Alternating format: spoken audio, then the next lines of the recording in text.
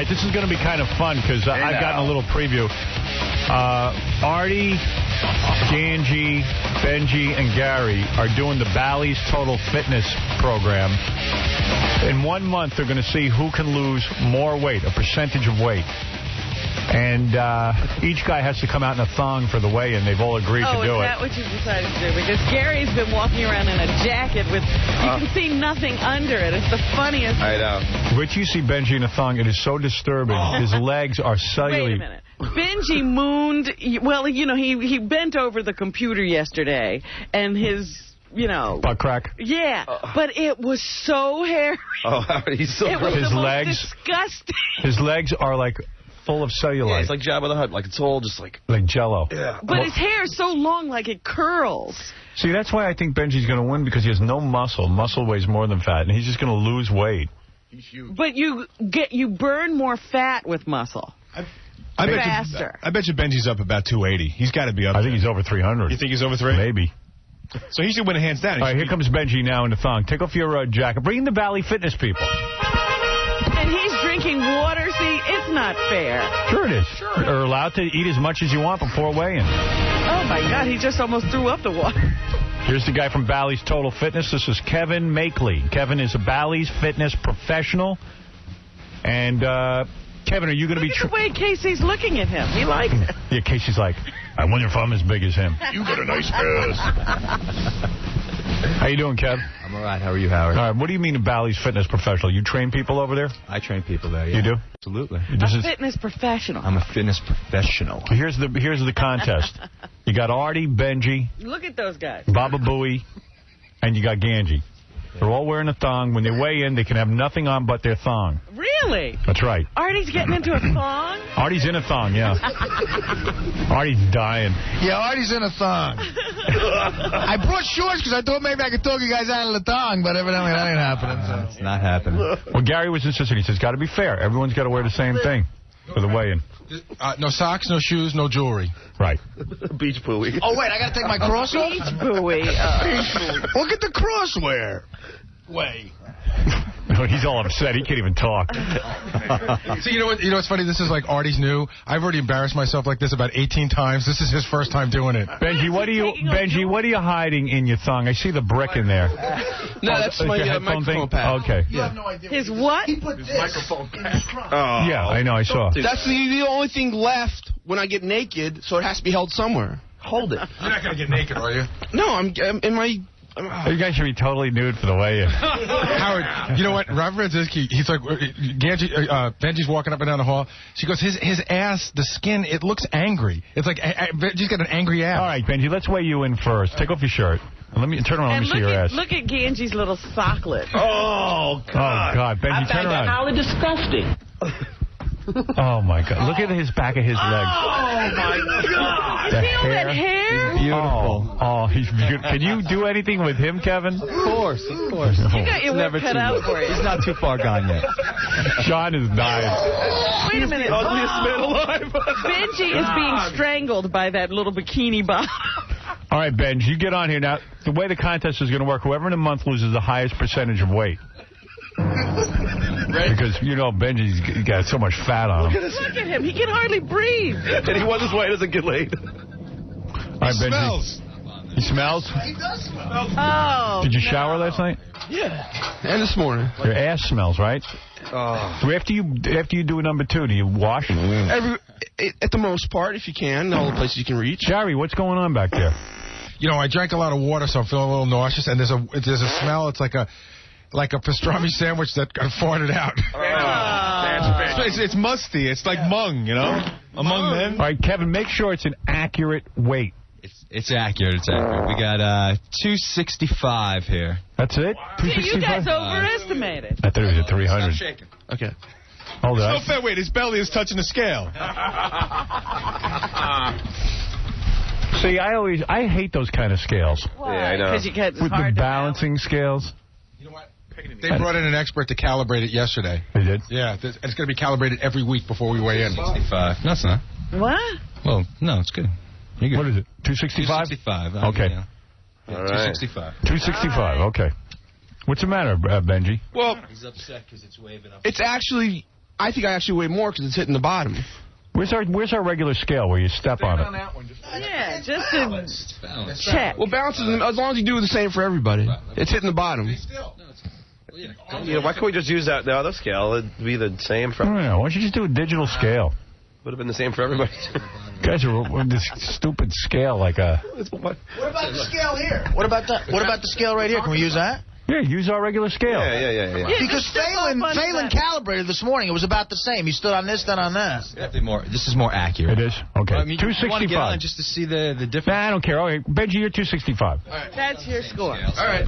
Artie goes next. Artie, get in your thong. I got to see this. Strip down. Oh, Benji, you stink. You can smell it? Yeah, his whole ass smells. I bent over to pick up something. It smells. Socks, too? Boy, you know what? Artie looks like Arnold Schwarzenegger compared to Benji. I know, that's why it was good that Benji went first. You look skinny. So embarrassed.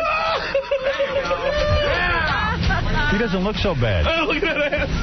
He's got stretch marks. You got stretch marks, Artie. That's why he keeps a shirt on, I realize now. No wonder you bang chicks with your shirt on. You got stretch marks. Well, I gained weight at one point in my life. I went through a bad period.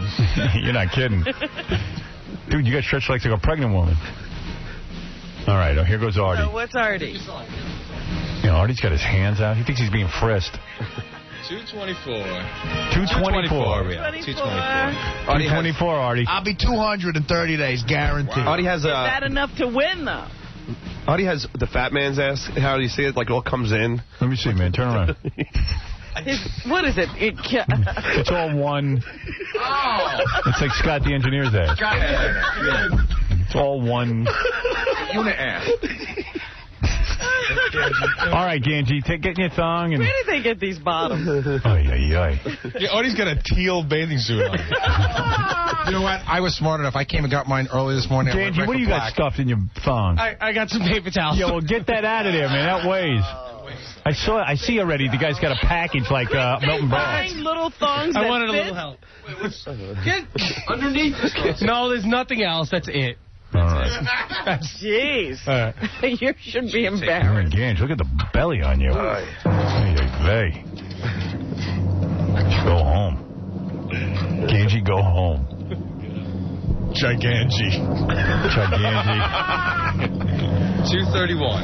231. You weigh more than 231. 231. Not so bad.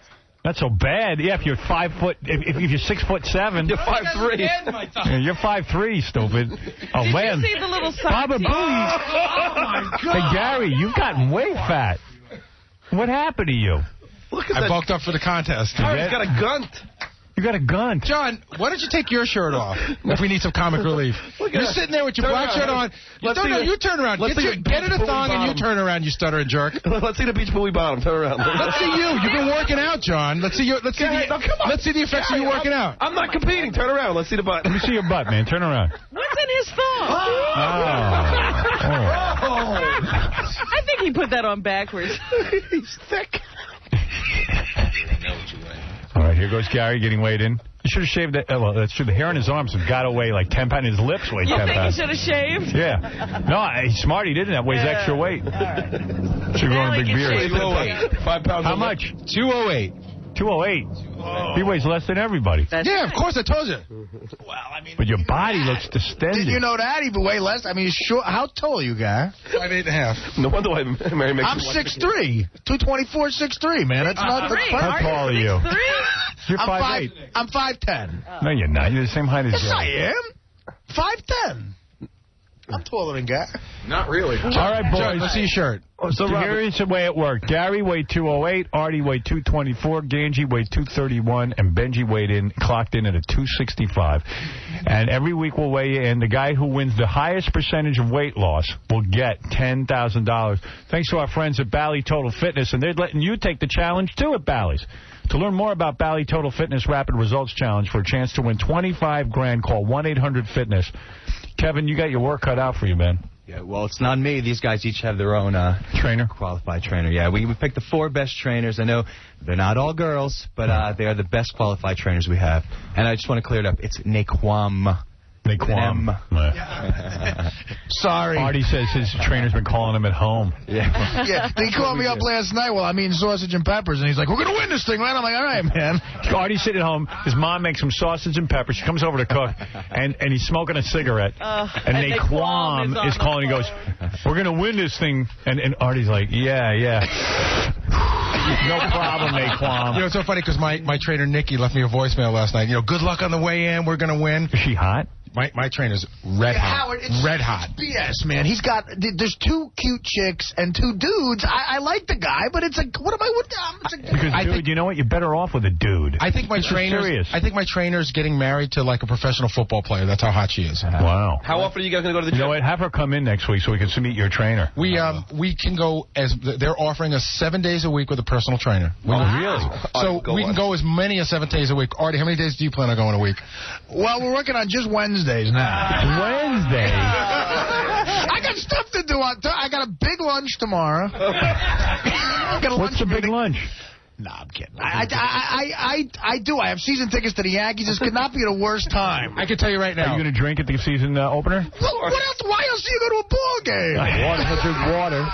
I can tell Howard. Drink water. Howard, I can tell you right now. Yeah. Opening day at the game will be the perfect time for my water snack. Yeah, what's the diet? You were saying they give you water and an orange? That's a snack between you can have a shake for breakfast, a bar for lunch, and in between you can have orange and water. You think of the Yankee-Detroit game, I want to pull out a Bally's Power Bar? You got unlimited water? Can I just tell you? They better let some Jack Daniels spill in that water. I got news for you. Yeah, with a little ice. A splash. That's right, my friend. Yeah. Can I just say, can he cut his water with Jack Daniels? Do whatever he wants. How can whatever he wants. For $10,000, you know, you could suck it up for a month. Can I tell you what my regimen's going to be? Go ahead. 4 days with a personal trainer. Yeah. Power walk every night for 45 minutes. Why power walk? Well, just run? Because I'm going to run during the day, and then that night I'm going to go out for a walk. Oh, that's good. Saturday mornings will be spinning, and Sunday nights will be playing hockey. Spinning? Wait a minute. So I'm doing 6 days a week. Is Gary going to do that little switch walk when he power walks? No, you know what? Let me see you power walk in your thong. Here's what I do. I put on a headset, and I'll just walk. Have you ever seen what somebody looks like power walking? I would rather die of a heart attack at 40 than ever look like that in public. I just call it power walk. I'm just going to go out for a walk after I run like 5 miles that day. Yep. Well, you know, the odds-on favorite is Benji. I think so, yeah. Benji's so fat that he's going to drop a lot of just like water weight. In other words, Benji should lose. Don't you think Benji should be able to lose 10% of his weight, 26.5 pounds? Easily. But you guys aren't taking to an account Benji has nothing to burn calories with. 7 days a week with my trainer. Wait a second. Is that right? What are you going to be doing? We're going to McDonald's. No, come on. What are you doing? Don't try to be funny. No, I can be extremely focused at something like this. Let me ask you a question. $10,000 is a huge amount of money. Have you had a conversation with your trainer about what you're going to do? Yeah. And what are you going to do? I can be extremely... I know how to lose weight. What are you going to do? Are you going to exercise? Yeah. How? What are you going to do? I'll be doing push-ups. What? I'll be doing push-ups. Did you really have a conversation? He has no plan. Yeah, I did talk to him. He has no plan. Okay, this is my real plan. A trainer. Every time I consecutively lose weight, I'm going to get a massage. I get hand release. Why are you trying to be funny? That's the truth. Always shtick, man. He can't answer. You're not funny. Just be a guy. I am being a guy. Are you going to run? Take the mic from him. Are you going to run? Are you going to walk? Take the mic away from him. He's a bore. You know what? But the funny thing is, he's got no hand release. I don't know what you're talking about. He's got no plan. He has no plan. No plan whatsoever. And he's not going to win. No. I just insult him and he just stares at me. I know. It's so great. Well, what am I supposed to do? It's just funny the look you give me. It's normal for a second. I know I can lose the weight. What are you going to do? But Gary's plan is he's going to run every day, power walk at night. He's going to spin. And I'm going to play hockey on Sunday nights. What are you going to do? I'll walk about 5 miles a day. All right. And I'll eat about 1,000 calories a day. You cannot... 1,000 or 1,200 calories. Do you know what 1,200 calories a day is? It's a walk to the belly. What is it? 1,200 calories is... Like, give me breakfast. About 14 eggs. That's all you're going to eat a day, 14 eggs. Yes. Probably. It's all. Look at the trainer laughing. Kevin's like, these guys are insane. Artie's going to opening day and he's drinking Jack Daniels. No. It does come at a bad time for me because I got about 2 games a week. But you're not going to win. It's always a bad time. It's you're a wedding. Saying opening day. The Yankees already opened. Right. Artie whatever. got season tickets. He's going to 2 games a week. Howard, it's Artie's opening day. Artie, you're never going to win this. You should give up now. Let me just explain to you. Resign. My plan is a couple of days a week to go nuts, 5 days a week totally being committed, and I'm telling you I could lose weight that way. I'm not even joking. I guarantee I could do it. Howard, I bet you $100 Artie quits within the week. Oh, I can quit. Please. I'll never quit. I gotta say one thing. I think Artie's got the best plan here because he's being realistic for sure. Yeah. Thank you. And he knows. Wait. Let me explain something to you, Kevin. When he's talking about being bad for 2 days, you're talking about a major drinking binge and God knows what else he's on. You're talking about Jack Daniels, McDonald's, pizza, whores, everything. Everything. Everything. But at least whores. He could be dead within a month. Gary's got a good plan too. I'm dead. He's the most motivated. But hey, if you're dead, Kevin, your point is, get weight in. Kevin, your point is that Gary was probably overdoing it with his 7-day-a-week. Very enthusiastic though, and I give him that, and I hope he gets sick to it. I mean, you seem great. And into it. What's Ganji's plan? We'll be back in a week, Howard. Back a week from today, we're going to weigh in. And if I'm within a pound of Benji for the first week's loss, I've won. Go ahead, Ganji. My plan is 5 days a week, cardio, only cardio, light, just like push-ups and stuff, just to kind of keep tone, but just all cardio. Keep toned. When are you going to get toned? Ganji's hairless. Ganji, do you shave your legs? No, I don't. A woman. I'm just not. All my hair was on my back and not on my legs. He has no hair on his head or his legs. I know. Wow. And just diet. I'm going to try to eat as little as possible. I mean, next to nothing. Yeah, but you see, you got to be smart about that. When you starve yourself, you will break and you will end up eating the wrong things. Am I right, Kevin? Exactly. That's exactly what you don't want to do. That's why we gave you all those great products. Eat them. They taste good. You don't have to give up chocolate. I'm not the bars taste great. They got a chocolate drink. Do the Bally's bar because I'm telling you, you're going to be hungry and then you're going to go home and eat flapjacks. That's so, Robin. Howard knows. He did it. Yep. Who had the best body, Robin? If you had to bang one of those bodies. It's got to be me. It's got to be me. Benji for a laugh. Benji for a laugh. Who needs to laugh when they're thinking sex? Come on, Robin. I'm in striking distance of being good looking. You got the lips and teeth. I think Artie. You would bang a guy I'm an athlete. I'm telling you. Now he thinks he's an athlete. She just said out of the 4 losers, she'd have you. Did you get a good glimpse of Artie's ass? Where do you see me 24 pounds later, babe? I hope you... Hey, listen, good luck to all of you. It's for $10,000. And thanks to Ballys for making this all possible. And Ballys Fitness is the way to go. And take the Total Fitness Rapid Results Challenge. Hey, Howard, our weigh-in is next Wednesday, right? That's right. You know, my first game is Tuesday night that I got my season tickets. Are you going to go to the game and just eat and drink? It's tough not to have a fun time at a Yankee game. They got hot dogs and knishes and beer. I'll help you out a little bit. I'm going with him, Howard. I guarantee he'll have about at least 2 Artie, I'll help you out a little bit. Go to the game, buy one of the chicken sandwiches, take all the junk off it, take the bread off, and eat the chicken. Look at Artie already like, yeah, right. Yeah, why would I bother to go? That's fun to do at a Yankee-Oriole game. I'll take the bread off the chicken. 30 days, man. 30 days.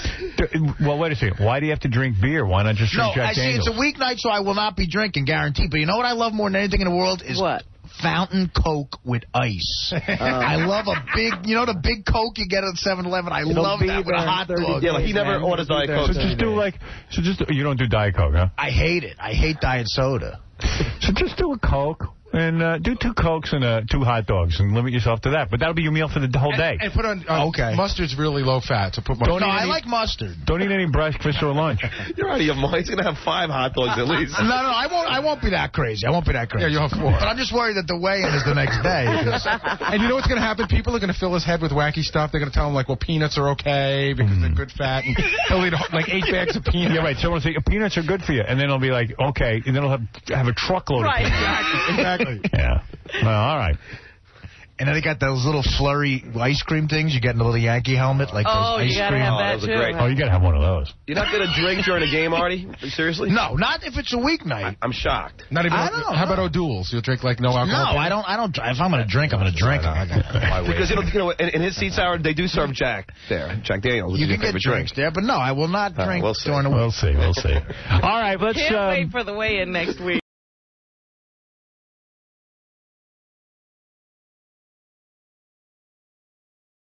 I want to do the weigh-in now, the Bally Total Fitness weigh-in. 4 guys on the show. Artie, Benji, Baba Booey, and Ganji have all been trying to lose weight. Artie, of course... Had a difficult day. Take your socks off, of course. Don't weigh in yet, but Artie last night went to the Yankee game and drank Jack Daniels all night. Did he talk to his trainer about this? Where is Naquan? He's right here. Oh, this is Naquan. Naquan, you're his trainer, and you're in great shape over Bally. I know. I mean, you've got to be this. I hear you have side bets with the other trainers. Why don't you just give them your money? Type thing. Yeah, well, why don't you give your money up? Because, I mean, Artie, did you hear what he did last night? Not really. I heard bits and pieces. Why don't you just give me the facts? Facts are this. He went to the Yankee game. He started out with some willpower. He decided just to drink Jack Daniels, no beers, nothing like that. Actually ordered a turkey sandwich and only ate the turkey. Yeah, no bread, but they took a bite of the bread when no one was looking. Drank a ton of Jack Daniels, got loaded. They stopped off at McDonald's, and Artie broke down and ordered a McFlurry. But then John pulled away from the window because he didn't want Artie to have McFlurry. He just wanted to see if he'd order it. Then Artie later on went to Scores, started drinking more stuff. As a Scores, Cuervo. Couldn't take it by about 2 in the morning. The guy's supposed to be in bed anyway. At 2 in the morning, up until 2 in the morning, he hadn't eaten. He was just drinking. He ate 4 slices of pizza, 2 with extra cheese. Meatball. And meatball. Meatballs and mozzarella. Right. And then, I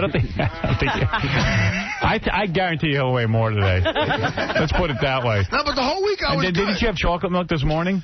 I had 2 fat-free puddings before I went to bed. There you go. And then, today I got up and had my chocolate milk because I wanted to get back into the regimen. He did drink a couple of Cokes last night. Yeah, and he had some Cokes. I'm not even putting that in. What do you say, Naquan? Well, we're going to step it up. We're going to do 2 a day. I mean, he just giving, the other contestants a chance to win, It's all about him. He works me out good, man. This guy knows what he's doing. Everyone falls off every now and then. It's all right. He'll be okay. Yeah, but Naquan, I saw the video of Artie working. He does like 8 push-ups, and he's done. That was the end of the workout, jerk off.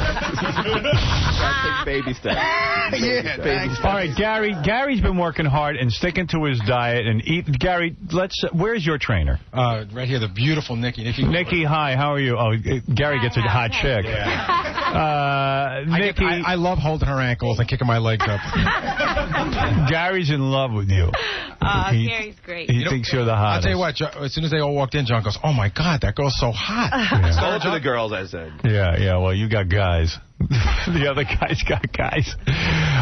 Gary's been diligent. I see he eats like 4 pieces of lox for lunch. He eats almost... This morning he got up and ran before work. Yeah, I wanted to be thin for the weigh-in. Why don't you weigh in first, because you're one of the bigger challengers. All right, Gary. I mean, Artie, I'm betting it's going to go up in weight. What did Gary start out at? Gary's in his thong. Wait a minute, I got it. Oh, God. Oh, my God. Looks like a turtle. Gary, you got fatter, I think. What happened? Our official Kevin Makeley is the judge. He will weigh in. Look at a gun. John, let's look at yours. You just sit there in your big fat black T-shirt, you big fat piece of crap. Look at a gun. Oh, Cabby knocks 20 pounds off you. Let's say. Gary, you look awful. Wow, you got fat. Oh, man. You saw me last week. How much does Gary weigh now? Let's weigh him in. Let's not take our time. He looks worse than he did. Makes his penis look smaller. Get the mic near Kevin. Get the mic near Kevin. Where are we at here? He's not that bad. Wow. All right. What did he start at? 199. You started at 199, you weighed in? No, Gary was 208. 208, yeah. All right, we'll go down. Take me down here. I'll be fair. 208 Gary weighed in last week. Looking at 199.5. What do you think? That's about right. Is that good? Is that it's 9.5 pounds. Didn't you guys put a 5-pound weight on Gary's thing? Yeah, All right, now weigh him for real. Hey, he did well even with a 5-pound weight. Could have put a 20-pound weight on there. Would have been funny. Jesus, I was a little bummed Get back on. You weighed 208 last week. Oh, here. Amazing. John goes, we got to put a 5-pound weight on Gary's. It'll break his heart. You should have done 10. We couldn't find anything. What does Gary weigh? Down from what? From 208. So what is he now? Now he's 194. 194. The Bally Total Fitness. That's in 1 week? It works. It does work. What's that, 14 pounds? If you don't eat pizza and drink all night. Right. All right, who wants to go next? Artie, you want to go next? No, Artie always should save Artie for last. All right, Benji, why don't you go? Oh, Ganji, you want to go? All right, Ganji, go. Ganji weighs 231. Where's your trainer? My trainer, Sherry. Oh, you got a hot trainer, too. Look at this. No wonder Ganji's working out. Hey, baby. Hey, honey. Has Ganji put the moves on you yet, or are you his best friend like every other girl? Very professional. Dude, very professional. Our stretch out routine. Yeah. She like kind of like cradles you. She like sits on your like legs. Hey, I might sign up for this. You wouldn't mind her sitting on your legs. Hell no. What do you wear when you cradle him? Kind of like the outfit she has on right now. They have the nice tight pants and tight shirt. Yeah, but if you go on the wrong day, then the Quam cradles you. All right, Ganji, you've been actually diligent about your diet, right? Yeah. I've been pretty good. He's been excellent, actually. He has. He's been sticking to it. And he says he's not eating. All right. And, Sherry, you attracted at all to Ganji and his... His magnificence. I like him in his sweats. By the way, we'll be airing this on you. You got to see these guys in their thongs. Okay, Ganji was originally 231. What does he weigh now? 231. He is just under 222. How much weight loss is that? 9 pounds. 9 pounds. How much did you lose, Gary? 14. Gary 14. 14. Ganji, you suck. Gary lost 14 pounds? Dude, yeah. 9 pounds is pretty good in a week. That's not bad. Yeah, but the guy's fat as you. Outstanding. It's not as much I have a lot of muscle in there. All right. Benji is the fattest, weighing in at 265 originally. He lost 10 pounds the first day. So let's see if he's done more than that. Why is that reaction like a horror movie? Look at the trainers. Look at the trainers looking at you. Benji was even training on the subway. He won't meet with his trainer. Benji's trainer is here right now. And Benji's trainer is Mark. Mark, hi. Hi. Has he met with you at all? Not yet. No, we've talked on the phone. We've talked lots of messages. Is he doing okay? He seems to be doing fine. We're actually going to be working out today. Okay. I'm actually hoping to get a little exercise on the radio. What does he weigh? 249. From 265. Wow. How many pounds is that? 16, right? 16 so pounds? Gary's actually winning. Technically, I would have won if it ended today. That's right. Gary's in the lead. Oh, yeah. Now, it's a if you get in the gym, you would have lost, Exactly. Lose more, so get in there. You better meet with your trainer. That's the Bally Total Fitness. Look how happy Gary is, man. Look at him. Hey, Benji, are you shocked that Gary's beating you?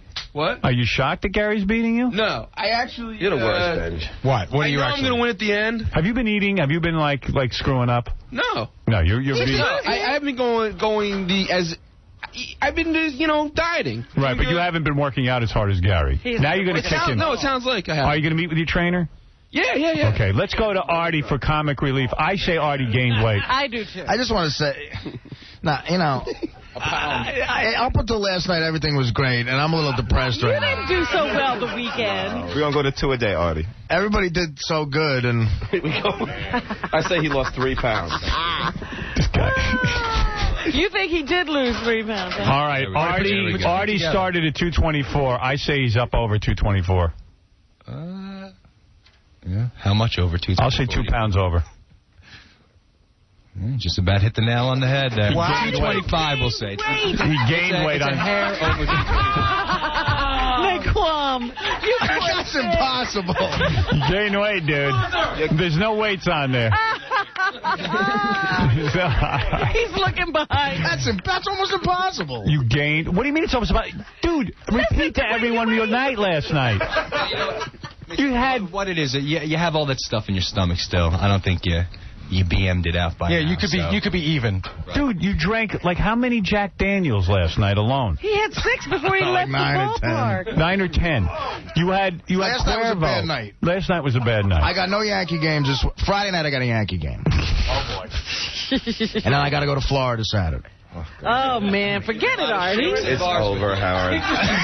Naquam, how much money are you going to lose? He gained weight. Naquam, are you bummed? He is. He put his head in his hand. Nah. Everyone goes through that, man. That's okay. You're going to be... Yeah, he's got 3 weeks to catch up. Shouldn't be a problem. We're going to go to 2 a day. Two what? Meals? 2 meals. 2 meals, 2 workouts. I'm going to move to Jersey. Naquam, you don't understand. You got to sit and babysit him. You can go to 2 a day, but he can't go to 2 a day. Nah, he's Can I just gonna be all right. Can I just publicly apologize to Naquam? Because he does a great job, and we've had a lot of great workouts. I strayed from the program. Well, based on my math, Gary has lost 6.7% and Benji's lost 6%. So Gary is in the lead on the Bally Total Fitness. I had a feeling. And quite frankly, yes, Artie has, for the first time in Bally history, gained weight on the program. He's not really on the program. Artie, even Al Roker lost weight. You know what I'm saying? Dude, you got to get serious. I'm getting serious. Really? Come on, get in the contest, man. I'm in the contest, man. I ain't going nowhere. He's going to another Yankee game on Friday. It's over, right? You're not going to give up. And, Nikki, congratulations to you on doing such a fine job. Congratulations goes to Gary. Gary is great. Well, Bally's is great. And we love our sponsor, Bally Total Fitness Program. This is a lot of fun. Now, thank you, guys, and we'll see you next week on the way in. Baba Bally's. Baba Booey, shocking everyone. Yeah. Unbelievable.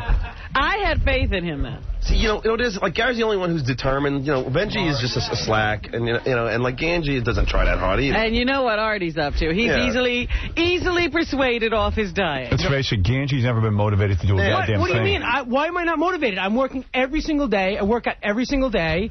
Maybe I'm just putting on a little too much muscle like this because I'm working out. You should be beating Gary. I don't understand why I'm not. I mean, all I'm eating is vegetables and protein. That's it. Get Where serious. you hiding the muscle, Gange? Dude, I mean, I'm working out with some weight, so maybe I'm... No, Gange is actually pretty close. He's not that far away. I mean, yeah. No, wait, how many pounds are you? I was 9 pounds down. Oh, he's plenty they far away. They gave you 10, first of all. You're only 9 pounds down. He's plenty far away because the percentage of weight... Artie's stomach is on the air. Artie's stomach, go ahead. Yes, Artie's stomach. Give out a couple of garlic nuts. What? Garlic nuts. I need garlic nuts. Garlic what? No, nuts. Garlic nuts. Yeah, they're good.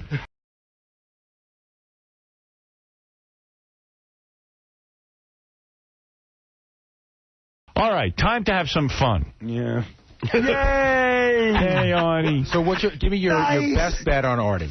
Is he even? I say Artie has gained more weight. I'm telling you, Really, I say even to up a pound. What are you saying? I'm telling you, I lost weight. No, all joking aside, if I gained weight this last week, then it's over. I'll tell you why you gained weight. You went away for 3 days. Right. Excuse me, 5 days, really, because you went on the weekend. I went for the weekend. You drank. You ate for free. No exercise. But I told you I ate you good. Didn't exercise. I wouldn't BS you. I told you I was honest when I ate the first week, and it was horrible. No, you weren't. Yes, no, you're not honest about your second week. You don't even remember what you ate. How much did you drink? I didn't have any chocolate milk. But you had chocolate bars. I had during the whole week, I had about 4 Nestle's Crunches. Can I say something, though? Go ahead. You don't even know what you ate. I could ask you what you ate this week. You don't even. There's no way for breakfast every day you ate nothing when you were there. Well, no, I ate. I had an egg white omelet. I had a couple of pieces of sausage. Okay, I say he gains. Get on the scale. Okay. I'm telling you, I say he gains. I say up a pound. I say he's up 3 pounds. I say 2. Total. So maybe up a pound. Okay, so up a pound. Okay.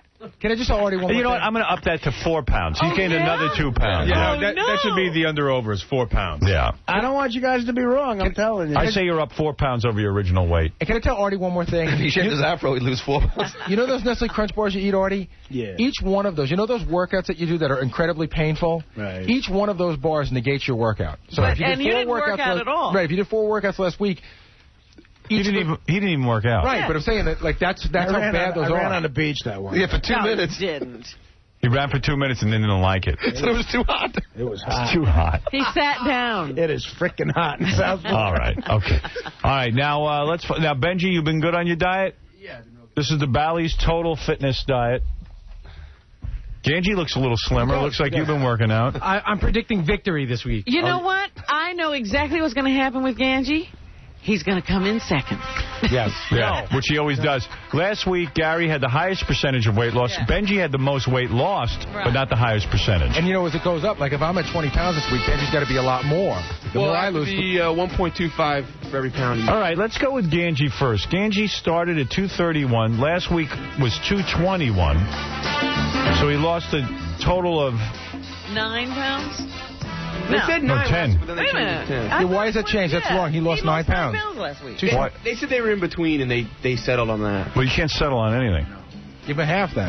Well, it's the final weight anyway. All right. Okay, fine. Ganji, you started at 231. Let's see where you are now. They're going to get the Bally's guys. Yeah, you know what? Because I got to tell you something. Before you do the weigh-in, John from Bally has a big announcement he wants to make about the contest. By the way, it's a $10,000 prize thanks to Bally's. And by the way, you can take the Bally's challenge. Go over there. I was just telling someone else to go over there. Yeah, go ahead. Morning, Howard. Morning, Ronnie. Morning. Very special announcement. Because the Rapid Results Challenge has been such a success. This is John Harris. Thank you. Everyone all over the North America is losing weight thanks to these guys who are showing them the way. They are no longer competing for $10,000, Howard.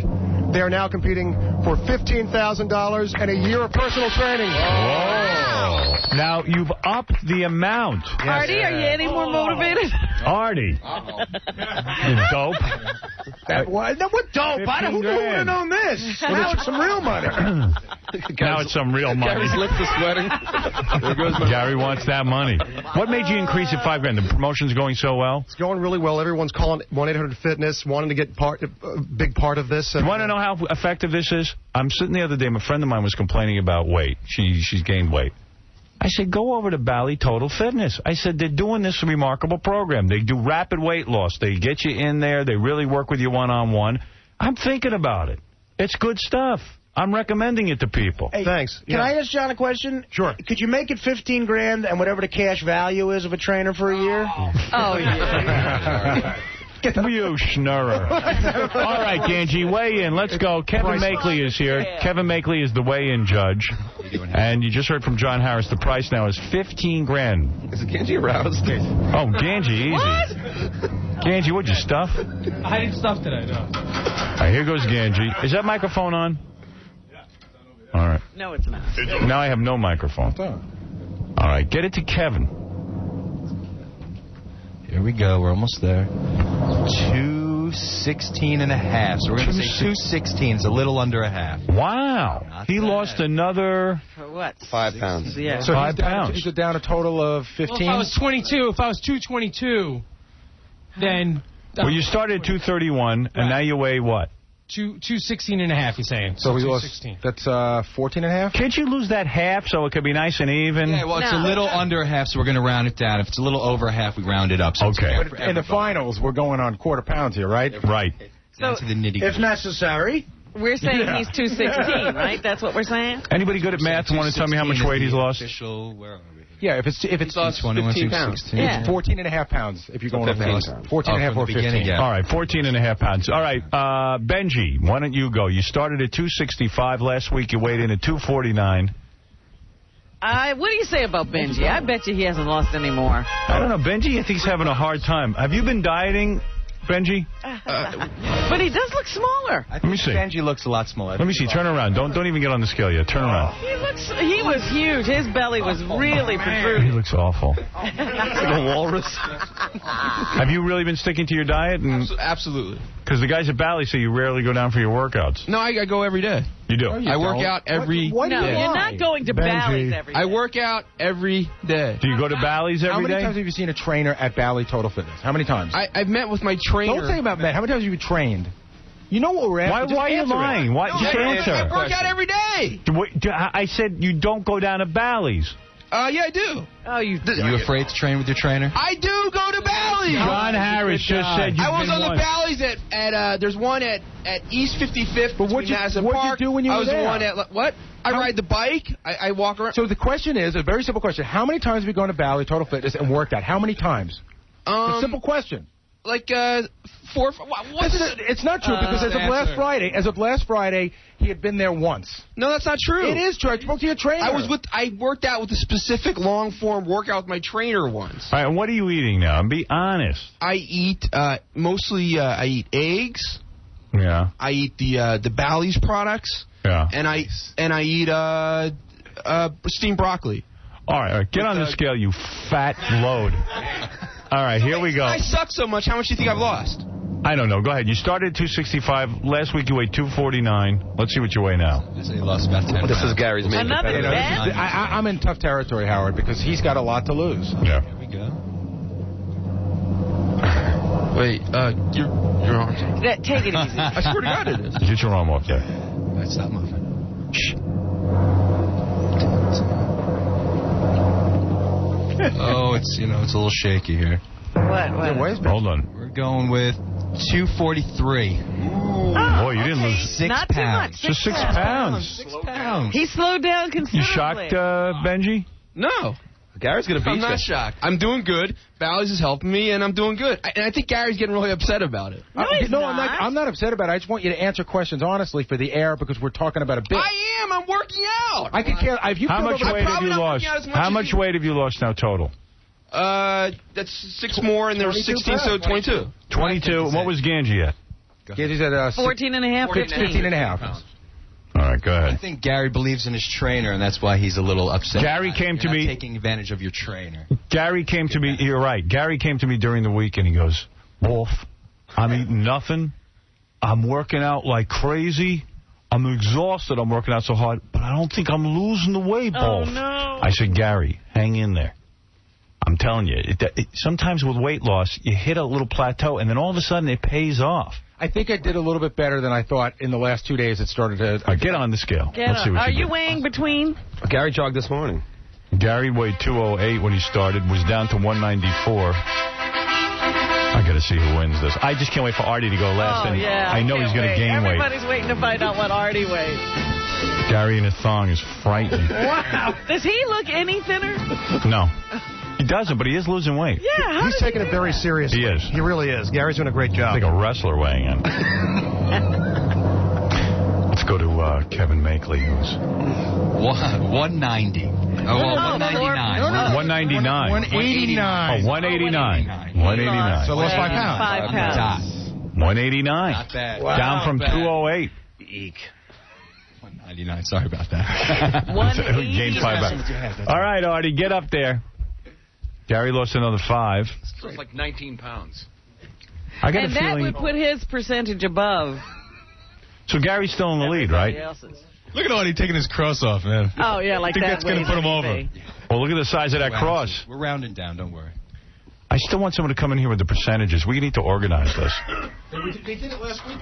They did it beautifully last week. Yeah, you guys did it last week. Nobody reminded him this way. Because this is based on highest percentage of weight loss. Not just total pounds. Get ready to eat crow. Get out of here and get Come on, Artie, get on the scale. He's just buying time. Artie originally weighed 224. He was up to 226 last week. I predict another 2-pound gain. I say just a pound. You're predicting wrong. Uh-oh. 216. Holy cow. Wait. 216. I know my body, my friends. He's down, Howard. You lost 10 pounds. You lost 10 pounds in a week? Wow. Doing nothing and drinking chocolate milk and having Nestle's Crunch? No, I ate like an unbelievable pig that first week because I was weak. And this week I put my mind to it. I ate good, I'm telling you. Are you staying in the race? You lost 10 pounds. 12 pounds, actually. 12. Yeah, because you gained 2. I don't know how you lost 12 pounds. No, what am I, 216? 10 pounds. 10 pounds. 10 pounds. 8 pounds since the first week. But aren't you going from the original weight, which is 224, so you only lost 8 I only pounds. lost 8 pounds for the contest. Oh, right. But I'm methodically going to win that 15 G's. I'm telling you. You're going to stay in Watch out for me, guys. The tortoise and the hare, baby. The other guys are doubling your weight loss. I think I could lose another 10 this week. You do? Yeah. He looks better, though. He does. Yeah. And with There's money involved, you know. There's money involved. 15 grand now. 15 G's, that's money. Look at that belly. He's got that jiggling. funny tan. Turn around. Yeah, let's see that tan. Turn around. Look at that thing. Look at that. He wore his socks when he was tanning. And you never turned over. Oh, that's too funny. All right, here comes Doug Goodstein with the results. Okay, here are the percentages Thank according you. to our estimations at E. Benji is down 8.3%. Right. Ganji is down 6.5%. Okay. Artie is down 3.5%. And the winner at this point is Gary with 9.1%. Nice. It's very close. Good job. 13 days left. 13 days, not even 2 weeks. Right. 13 days and 15 G's. Artie, you've only got 13 days. In 13 days, I'm telling you, the problem is there's another Yankee game Tuesday night. He's strong. And I gotta be strong, but I'm telling you, if I could, and we're going to Phoenix, it's going to be tough, but I could lose. I could get down to 200. I get down to 200. Howard, he's doomed because, we have a gig this week in Phoenix. Yeah. That means he's going to be drinking and eating all The only way Artie's going to win is if the baseball goes on strike. Yeah, he's got a baseball game and a gig this week. He's pretty impressive, though, 10 pounds. Very. You're amazing. Let's see what happens, man. Howard, nothing more fattening than comedy club food. It's just like buffalo wings and pizza. Right. Take Naquan with you, Artie. Take him with you. Take him with you. Fly him in. Your Fly him trainer in. over at Bally. It's 15 I'll take one of the chicks with me. Well, listen, if you want to learn more about the Bally Total Fitness Rapid Results Challenge and for a chance for you to win 25 G's, call 1-800-FITNESS. Guys, we'll see you next week for another big weigh-in. Thanks. Bye, guys. That's John Harris and Kevin Makeley with the big weigh-in. And upping it up to 15 grand. Yeah. And a year's worth of training. If the contest stopped today, Gary would have won the 15 grand. I think Gary's the winner. He's going to take... I don't know, Benji, I thought you were going to drop a lot more weight. You got the most to lose. You slowed up. Something's going on. You're not being honest with what you're doing. The slack is what it is. Why don't you go to your trainer? You're not going to win this way. No, he wants to do it on his own. Howard, no, you're absolutely right. If you can do everything, that's the best way to do it. But I'm focusing on everything I can. I'm putting all the energy into what I can. What does that mean? He's not going to go to the trainer. That's what he means. Why don't you go to the trainer, stupid? Let them help you. You can't have any help? No, Howard. Costs you nothing. Howard, they have an incredible program, and they are helping me. But my main focus is not eating. Right, but you only lost 5 pounds. It's not working. You know what? He's got to go. I'm thinking about this. Can Benji go 13 more days after having gone as long as he has, just eating eggs? That's what I'm banking on. He's got to get sick of it soon. You're going to get that 15 grand, dude. You're well on your way. You know what? And Ganji never has the motivation to win anything. He's not a winner. He's always going to just creep in and be second. Yeah. I plan on finishing this contest at about 28 pounds under. And for me to be 28 pounds under, that's going to make Benji have to be about 36, 37, 38 pounds under. He ain't going to do that in 13 days. Mad about it. Won't happen.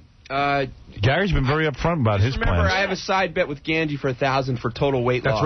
That's right. That I offered Ganji to get out of, but he didn't want to, so I said, let's stick with it. Where do I have this thing that I'm not motivated? I work out 2 hours every single night. You've been working at the same job with E since college. Where does it come from? What are you talking about? You can't get a check because you don't even know how to close a deal. Uh-huh. There's nothing in your life that's going well. No place you want to look at it that way. Why don't you look? Well, what way should I look at it? You go to Vermont. You go to Italy with your ex-girlfriend, and you're in bed with her, and you can't get laid. That was a long time ago. You're in bed with her. When's the last time you got laid? It's been a little while. What's going on with you? You're a reasonably good-looking guy. You're not Elephant Man. He is a guy who should become a priest. I'm a little picky. You're not picky at all. I've seen what you do. Howard. You did Kendra Jade. I know. That was a little... all right. So. Here's a new rap on... How picky could you be? Here's a new rap on Ganji. I don't know whether he's got a PR person floating this out there or what, but the rap on Ganji is Ganji does perfectly fine, but he shuts up about everything because he doesn't want to ruin it. Yeah. Right. He's putting that out. I've heard that, too, Howard. That's my... He's not telling us all the times he gets laid. When's the last time you got laid? Don't give me any names. It's been a while. What's a while? A few months. 6 months? Yeah, maybe less. Here, it's been a while. You didn't even think to write the song, It's Been a While. You know what I mean? I'm one step behind. You're just one of those guys that isn't motivated. I am so super motivated. Your job is to hold a camera. Right. You are super motivated. You're younger than Gary. You have all the time in the world. You're single. And you could go to the gym. Gary's got a family. He's got a job. You know, you've got so much more time to put into this. No, that's not true. Than he does. Here's the problem. And you're not winning. 15 grand means nothing to Ganji because his dad will just write him a check for 15 grand for trying. That's a lie. Here's your problem. Your dad threw you a party for graduating college. Yeah, that was like that looked like a bar mitzvah. Thing. That was a once-in-a-lifetime thing. It was like the size of a wedding, and I'm going, no wonder this kid's not motivated. Right. Anything he does gets celebrated. Your parents celebrate too much of you. That's such a crock. When I graduated college, my father looked at me and he goes, now let's see what you're going to do. I wasted all this money. You study communications. I'll teach you how to communicate. Come here. And he whacked me around a little bit. I got a big party. That's not like a... You got a wedding. You got a wedding, dude. You walked in. It was like a wedding. It was a hall. It was catered. You know the place that you had your thing at is all they do is weddings except for your party. Yeah. All right. That I know. Dude, there's no motivation. Your dad will write you a check. He will... I don't... You know what he's going to... He's going to throw a big party. Ganji lost 10 pounds. But Dad, I didn't win. He goes, son... You're still terrific. But you did great. You're such a liar. Dad, I can't get laid. Yeah, but you tried, son. Yes. It's... You're just jealous, maybe. Maybe you're just jealous. Hey, I wish my dad write me a check. I'm still waiting. I've never gotten money from my father like that. Oh, that's not true. It's always in the back of your head that it's there. That's the problem. No, absolutely not. He gets inheritance. Yeah, well, that's 100 years from now. 100 years. How old's your dad? It's like 50s. In his early Late 50s. Early 50s. Paul, how old's your dad? He was born in 47, so what does that make him? 55. So he's in the middle. 55? Yeah. So how long do you think he's going to live? The only thing is that Gage got a whole bunch of other people. Yeah, I got 3 brothers. Whatever. He'll be running the company into the ground in a few years. You know what's going to happen? I think the rest of the brothers work at the company. They'll just squeeze them out. You know, when it comes around, hey, we work this company. You went off and did your own thing. Yeah. You sat and held a videotape camera. All I know is, no, I don't get anything from my parents, and I have it since I was like 20 years old. What is your career aspiration, though? Oh, he's going to make a movie. If your dad, what do you say? Your dad bought you a car. No. Yeah, that was looking when I was 20 years old. But I thought he never bought buy me a car. He gave me a few bucks for the car. I paid for the whole entire thing. Except for those bucks. Yeah. But that was when I was like 20 years old. How much that was was the a last few time I bucks? took money. Hey, what'd your parents give you for Christmas last year? I got some clothes. That's it? No money? No. I don't believe any of this. I swear to God, I got some clothes. He'll be, what was that guy's name whose family owned the bread company? And he Jimmy was Fink. Yeah, he'll be the Jimmy Fink of that family. The other brothers will just pay him to stay away. Right. Smart. He's a slacker. The Mark Coppola. I am so not a slacker. I don't understand that. Yeah, you're a slacker. So not. This guy, I got to tell you something. This guy's such a screwball. I had him working in my house. But thank God that ended. You couldn't Thank God. You guys he did the biggest screw-up of all time when he was working for me. I really should have fired him. I love this. Then I could have gotten rid of him. You know this story? I love it. Did I ever tell this story on the air? About the videotape? Yeah. All right. One story for like 5 years. Listen to this guy. This was the worst story. Oh. My daughter had a teacher who was beloved by my family. This woman was a saint. If I tell you what a wonderful teacher. This was my daughter's elementary school teacher. Fabulous, saintly woman. Her husband was like an very religious guy. Was in the seminary, left the seminary because he fell in love with a woman, but very religious, very, very conservative guy. And this teacher of my daughter's was one of those teachers that changes your life. Remembered forever. And my daughter loved her. And we had her over for dinner sometimes to say thank you for being a wonderful teacher. Well, we got the bad news about a year after my daughter had this teacher that she had cancer, and it was very serious cancer. And we called her up. And I'm getting tears just thinking about this woman, how wonderful and lovely she was. She's a young woman. And her husband was a saint. No cheating. It just loved this wife. Yeah, loved the wife. Came home every day after work, anything for the wife. And when she got cancer, it was the saddest goddamn thing ever. And went through the worst chemotherapy, lost her hair, the whole 9 yards. So one time we had her over. She wasn't doing well. And we're talking. One thing leads to another. And she says, I love Seinfeld. Love the show Seinfeld. It's one of my favorites. And we knew she was dying. She still was holding out hope. So I said, Allison said to her, I tape all the Seinfelds. I said, great, give me the tape. Let's send her every Seinfeld. So Ganji's working in my house, and I had this video equipment. I said, Ganji, take the tape and dub off a copy of every Seinfeld. We want to send it to the teacher, this beloved teacher. What a wonderful woman. I should mention her name, but I don't know if the family would want me to. So I still think about her. Yeah. I said, Ganji, please dub this off. Now, this was the big job, to make a copy. A copy. Just record Seinfeld. A copy. Well, we sent off the tape to the teacher, and we never heard back from her, to be quite honest. And I was a little shocked because I thought, wow, she would at least say she got... I started to get nervous that she didn't get the tape. So Allison called her, and she said, listen, I would never say anything. I said, it's just a little strange for you to call here after what you did. I could take a joke, but my husband's very upset. Oof. I said, well, what are you talking about? She said, you sent to our home hardcore porno. Oh, my God. So Allison goes, what? She goes, well, it said Seinfeld on it, and we put it in, and, we don't approve of that kind of thing. We know it's, Howard's sense of humor. But it was a hardcore, I think it was like the Houston Gangbang 500 or something. No. Oh, my God. So we put it in, and my husband's very upset, and, we don't approve of this kind of thing. But don't worry, I understand. You guys are lovely people. I said, I start to fume. I start to fume. Imagine? I start to fume. That's unbelievable. And I run downstairs. I go, wait, so what? And Ganji goes, oh, what happened? I made that tape. I go, yeah, what'd you do? I guess it's porno. Oh, I must have forgotten to punch out the button. I didn't realize it didn't record over it. So he spent all that time doing nothing. And I had a rule. Whenever we do a tape, first of all, why would you record onto a porno tape? Right. Number one. Number two. Of all the tapes you got. Yeah, something we're sending out. I tell them we're sending it out. We record over a porno tape. I got plenty of tape. Just take a blank tape. No, and we always have a porno tape. Bulk erase it. Right. So he didn't do his job. But he didn't check his work. Didn't check his work. I was out of my mind. Several hours of your time collecting a paycheck, doing nothing. And to this day, I think the husband thinks that we really made a joke, and now we're trying to cover it up. Right. Oh, that's. I cannot tell you. But how much time did Ganji spend not doing anything and collecting money? What? You know, how dare you? Say, like 6 to 8 hours, right? Dare you? How dare you? How dare you what? There's no excuse for being a slacker. You did nothing. I must have been doing 5 things at one time. The porno was already on the tape.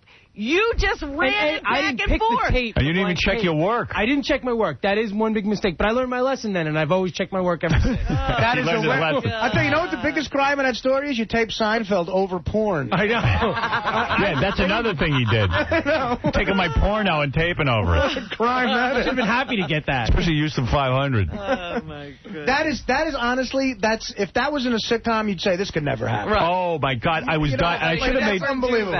And there was no mea culpa that I could do that would be good enough. Wow, so she really believed that it was a joke. Well, she we explained, and she was like, oh, okay. And I heard the husband he's still upset. He won't even speak to you. Yeah. I should have had Ganji call him, but I don't think it would have done any good. I was embarrassed.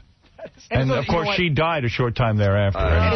Even when you explain it. Very bad. Did you ever get her the actual tape of Seinfeld? She didn't want to hear from anything about them sending anything. No. And you know what? She would have been afraid to put the tape in. And that is a horror story that I still haven't recovered from. There's no getting over that. You know what the embarrassing part is? Even though it was a mistake, they still know you own that tape anyway. Right. You know, there's a million levels that I have a problem with this. The worst level is this. He's still here, and he's laughing. Yeah. And he has a job with me.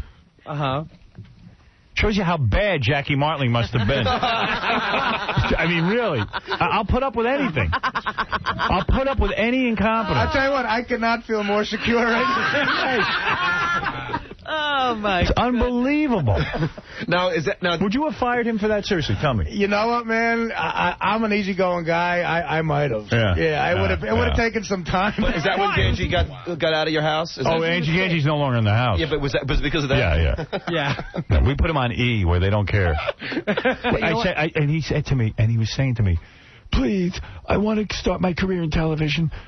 And I gave him the best job in the world, holding that stupid E camera and saying to the guests, so how did you feel when Howard interviewed you? How was it? But you know what? Not only do they love him at E, I think that Ganji actually is in charge of people now. I know, I heard that. What? I find it shocking. Yeah, no, like they love him. Who? Who is Who are you in charge of? I think Isaac and Adam. And Rick more competent than you. Those poor guys. Maybe he is. I want Isaac promoted over Ganji. I don't care what it takes. What's your aspiration, Gange? I have a lot of aspirations. I have aspirations to write a movie. I have aspirations to... All right, so have you written any scripts yet? Have you written a word? Let's see you write a short story. He hasn't written one word. How about you start with writing an apology note to me? Have you given up on the you're going to bang Tori Spelling thing? Oh, yeah. Tori Spelling. Because he believed that. You know what? You think you're going to write a movie? Yeah. You don't even know how to write a movie. What have you written? I need to learn. How old are you? 30. You're 31? Could you at least bang Aaron Spelling? He's the guy in that Henry Winkler movie. He's an idea man. Yeah. Michael Keaton is an idea man. Yeah. He's got a great idea for a movie. Yeah. No, if somebody could just commit it to paper for him and write interior. He doesn't even have a great idea for a movie. He doesn't even have the great idea. It's about a guy who can't get laid. It's about a guy who tapes all this porno. It opens up. He has porno, but he has to make a Seinfeld tape. And then after that, I don't know what happened. Loser. Then I go in a weight loss contest, and I lose that. Then I don't get any girls, and I lose that. Then I lose my hair. Then I lose my hair. The end. Dude, I was looking at my wedding pictures. You have lost it all. I don't know what's going on. It was like 10 years ago. I mean, there's nothing left. He had like a pompadour. Oh, yeah, I remember when he used to come in with different hairstyles. Yeah. I think since his weight loss contest started, I've lost more hair. It does look like he's lost more hair in the last couple of weeks. That's why I think you took off 5 pounds. 5 pounds of hair.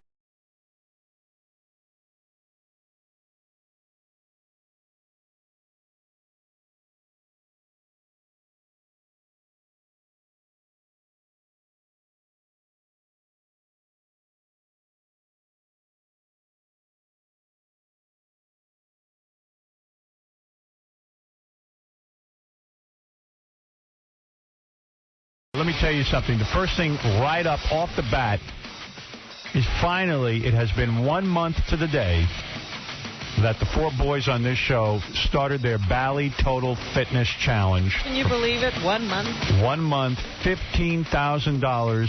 I got to tell you, I'll give you an overview of what's going on here. There's a scale in the middle of my studio. Baba Booey, to me, just eyeballing this thing, Baba Booey looks the thinnest. He looks emaciated. He looks emaciated. If he didn't win. If he doesn't win, this is going to be the biggest upset in the history of the show. He's all teeth.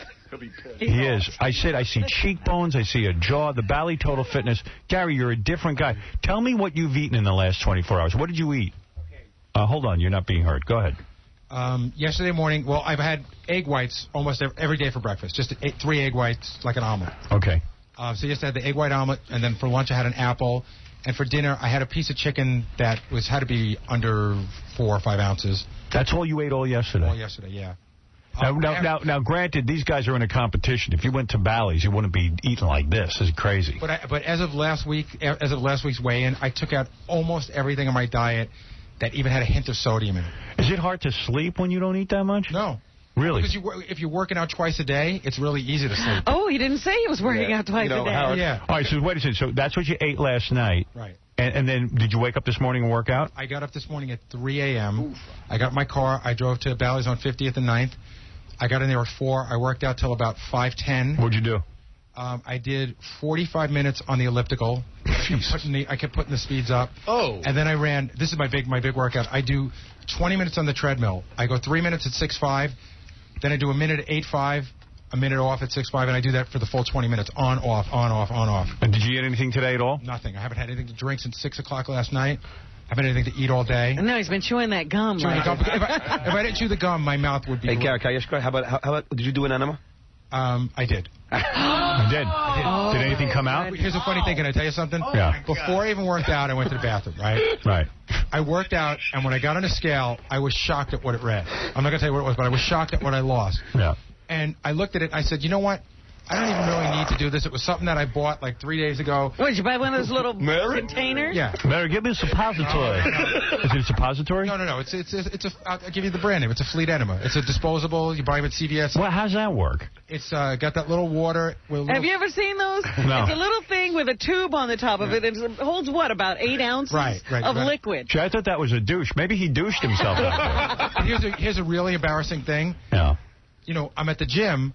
Now, there's only like 3 people in the gym this morning. The manager and like 2 maintenance. Oh, so you enemaed at the gym? At Bally's? Jesus Christ. Wait a minute. Where did you do that? Is that allowed? You got to get on all fours.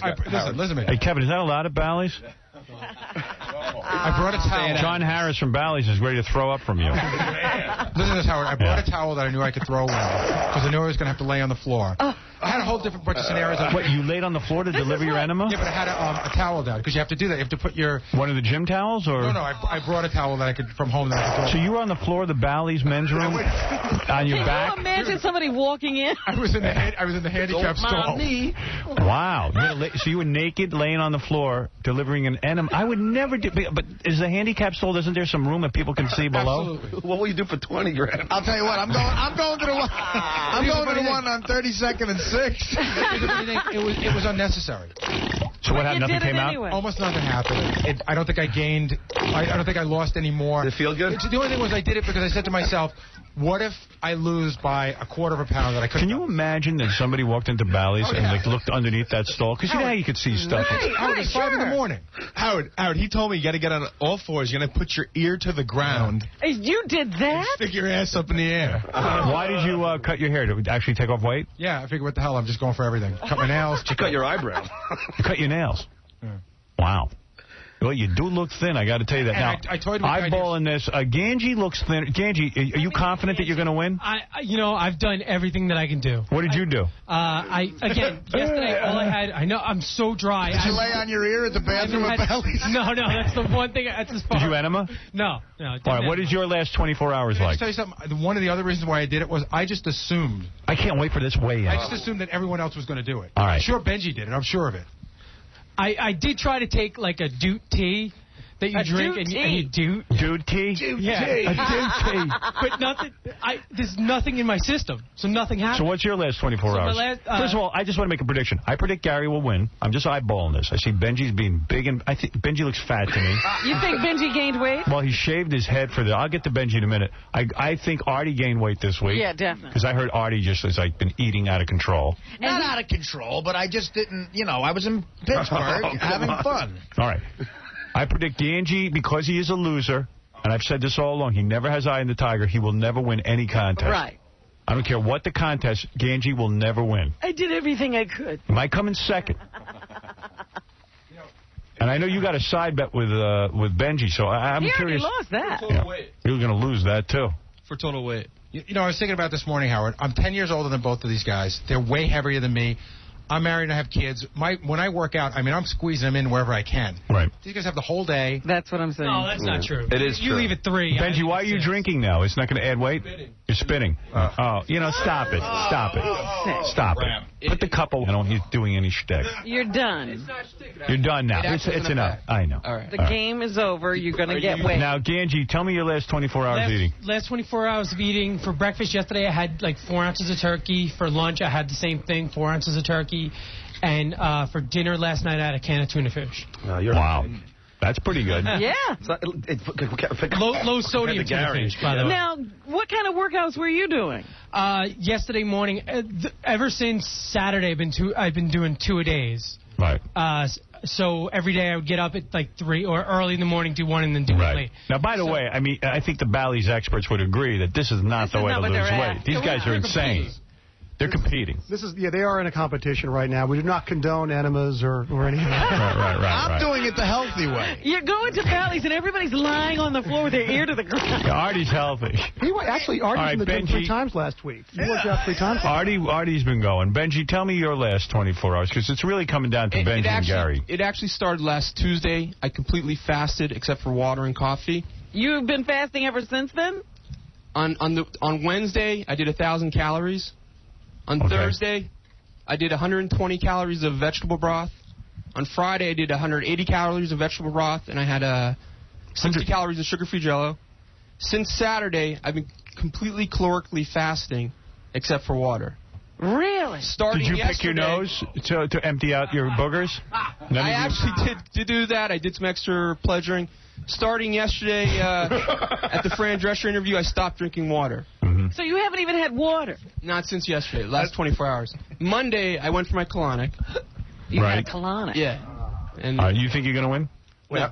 No? I say Gary's a hands-on winner, but... Even after all that fasting? Out, Benji? Yeah, I did. All last night, I rented a hotel room so I could have a sauna. You sat in the sauna? But that ain't going to lose weight. Actually, if I'd done it right, I could probably lost about 10 or 15 pounds. Here's what a goofball he is. If you were dead. Ed didn't do it right. He won't exercise the entire 28 days, and then half an hour ago, he's running up and down the hall. Well, you know what I mean? The last minute before weighing, you should try to lose water weight. All right, I'm going to ask Artie to go first, because he doesn't stand a chance of winning the 15 grand. Want to hear my last 24 hours? Yeah, let me hear your last 24 hours. It's not okay. Yesterday in the morning, I had my chocolate milk from the diner, but I got it with skim milk. That's more carbs. Okay, go ahead, skim chocolate milk. I came in here, I had a piece of your whole wheat toast. Right. I went and met my buddy for lunch. What'd you have? Down in Tribeca at this joint. I had a bowl of beef barley soup with 2 crackers and a grilled chicken wrap with melted Swiss.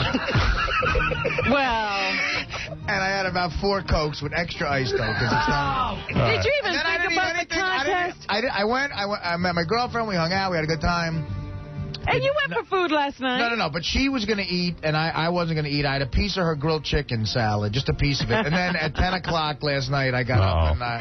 Pizza? I had a ring ding. All right, get on the scale. One ring ding I had. All right, strip down. Get into your thong.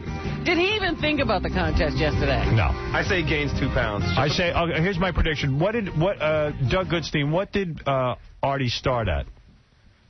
Artie started at 224. Last week he was 212. All right, let's see what he is now. He was 212 last week. He started at 224. Bally Total Fitness. Kevin Makeley, the judge of the scale, so that it's all official. And Kevin, take your time. Take my time. Make sure it's accurate. This was 15 grand riding on this. You happy with that? 216. He gained. What'd you gain, 4 pounds? Yeah. Wait, I got these on. Yeah, take them off. Take your headphones off. Oh, okay. All right, the headphones affected it.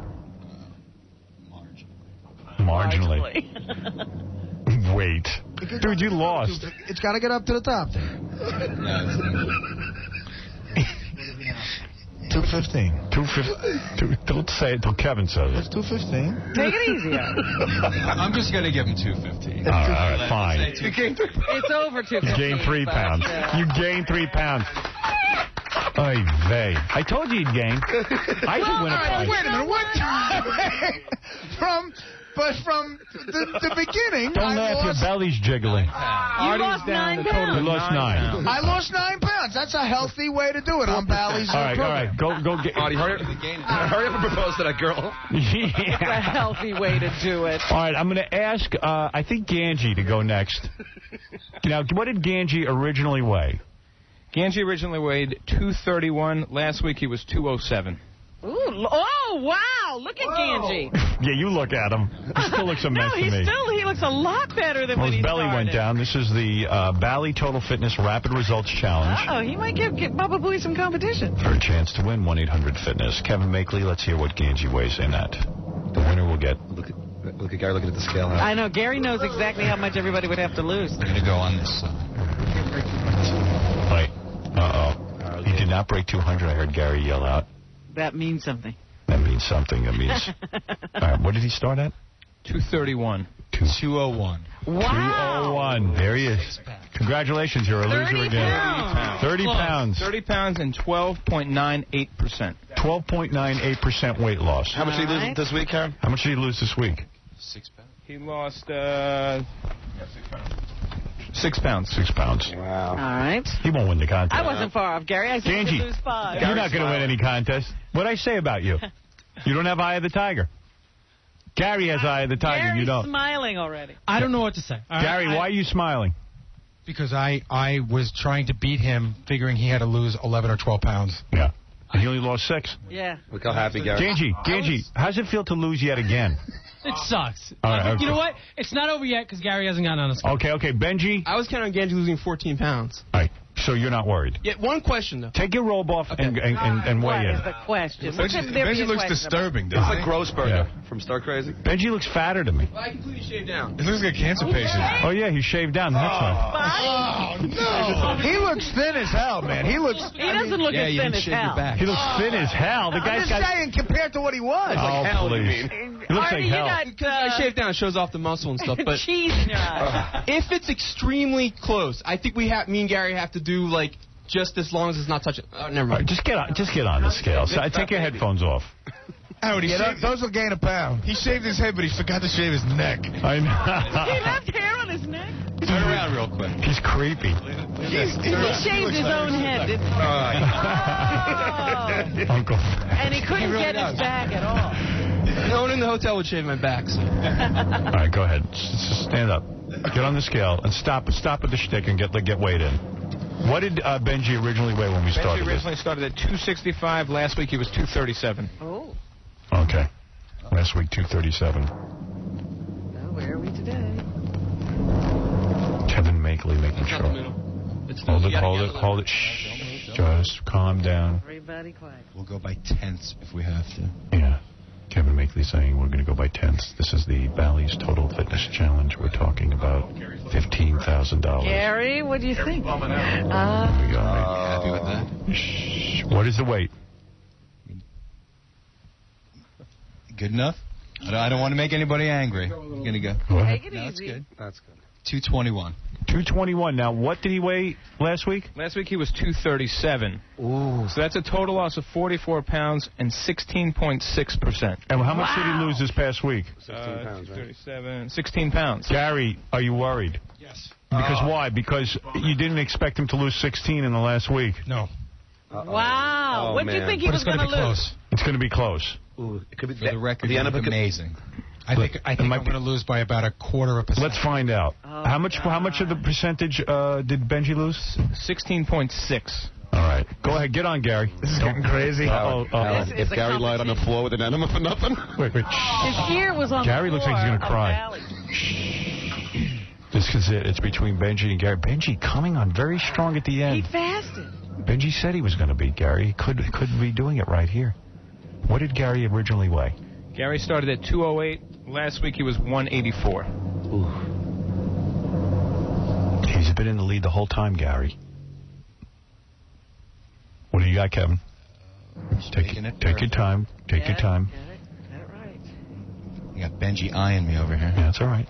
That's disturbing, I know. It disturbs us. No one should have to do that. We're going to go with 222 and 3/10. I'm sorry. Whoa! 172 and 3/10. What's 3/10? I got a half over here. Half? No, it's below. Oh, yeah, you're right. And a half. 172 and a half. Pressure. I can't take the pressure. All right, 172 and a half. 172 and a half. Now, what was his original weight? 208. How much total weight loss is that? Total weight loss of 35.5 pounds. How much did he lose last week? He lost from last week 184 to what did he weigh today? 172 and a half. 11 and a half pounds. Wow, in 1 week. Now, what is the whole percentage that Gary has? Ready? Yeah. So the winner of this competition. I think. Hold it. What is it? What is it, Benji? I think we're gonna have to do a second weigh because this was subjective. It was in the middle. Wait. All right. Who is the winner? Get out of here with your subjective. You want me to review? Yes. Everyone? Okay, so Artie had a total weight loss of 4%. Go ahead. Okay. Ganji was 12.98%. Third place. Benji was 16.6%. And Gary was 17.06%. Wow. Whoa. There you go. How much did I lose last week? 11 and a half pounds. 11 and a half pounds. You know what? The animal won it.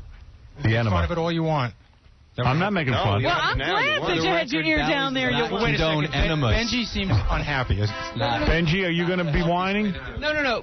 Do you want to be reweighed? No. Yeah, let us get. All right. You lost. Are you saying I should have had the... No. What are you saying, Benji? It's not. You're gonna think it's boring for the air, but when you judge by the middle, it's very subjective. It should be just as long as it's not touching the top. I would like to go for that. But that's not how you weigh a person. Yeah, No, it's the middle. It's when it's balanced. You're talking about wrestling. I don't even think it'd make a difference, Benji. You're talking about wrestling weight. I don't think 3/10 whatever would make a difference. What was the pounds difference? What Gary? How many total pounds did Gary lose? Total pounds for Gary was 35.5 Wait a sec. You won $1,000 from Ganji. I know. I thought I lost when Benji got on the scale. I really thought I lost. It's close. I'm actually lower than I was when I got on the scale this morning at the other place. Benji was 16%? 16.6. Yeah, and what was Gary?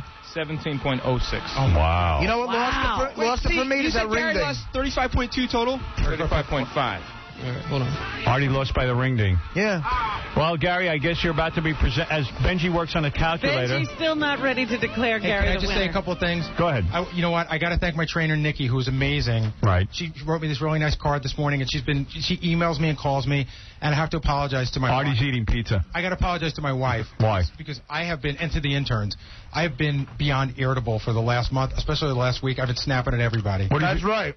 Artie, what are you eating over there? I got myself a sausage, a meatball slice. I'd like to thank my trainer, Naquan. And your chef. Is this competition done? Can I now take a drink of Gatorade? The competition is over. I said we reweigh them. You could take a drink. Howard, can I just thank my trainer, Sherry, too, who did a great job? No, because you lost. I want to thank Ganji for the It wasn't her 1,000. fault. Ganji, you owe Benji $1,000. Let me just say something, Ganji. As I predicted, You will never win anything. But don't I look great anyway? Beat Benji. You know what? It's irrelevant. You do look good. Why is that irrelevant? You look better, and that's good for you, and I'm happy for Ballys. And Ballys taught you something, I guess. But keep going. Stop being a loser. Really? I've lost 30-something pounds. All right. Benji, you did lose a lot of weight. I want to thank my trainer, Mark, and my best friend, Marion Garvey. And, you know, and thanks to Ballys for opening up the club at any hour and letting us, take enemas and everything. Gary, will you just start eating?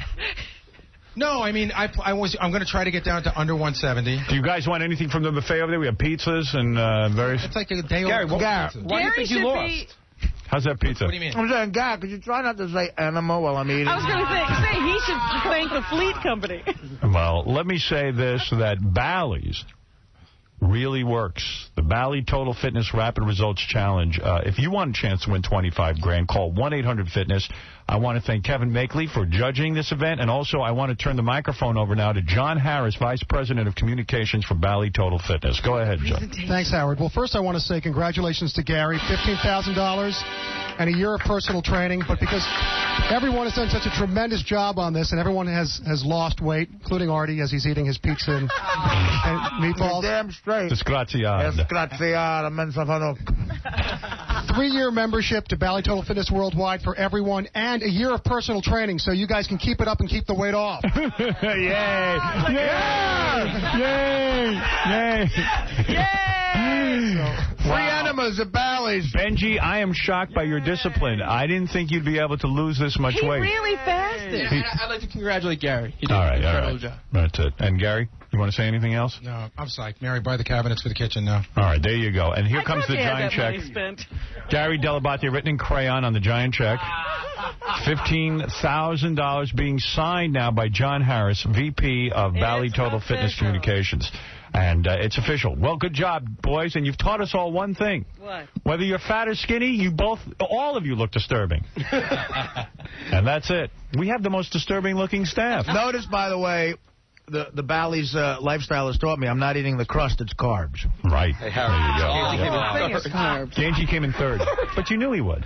I thought he would have a chance this time. We predicted that from the very beginning. Benji beat him. The only reason he's not last is because Artie never took the thing seriously.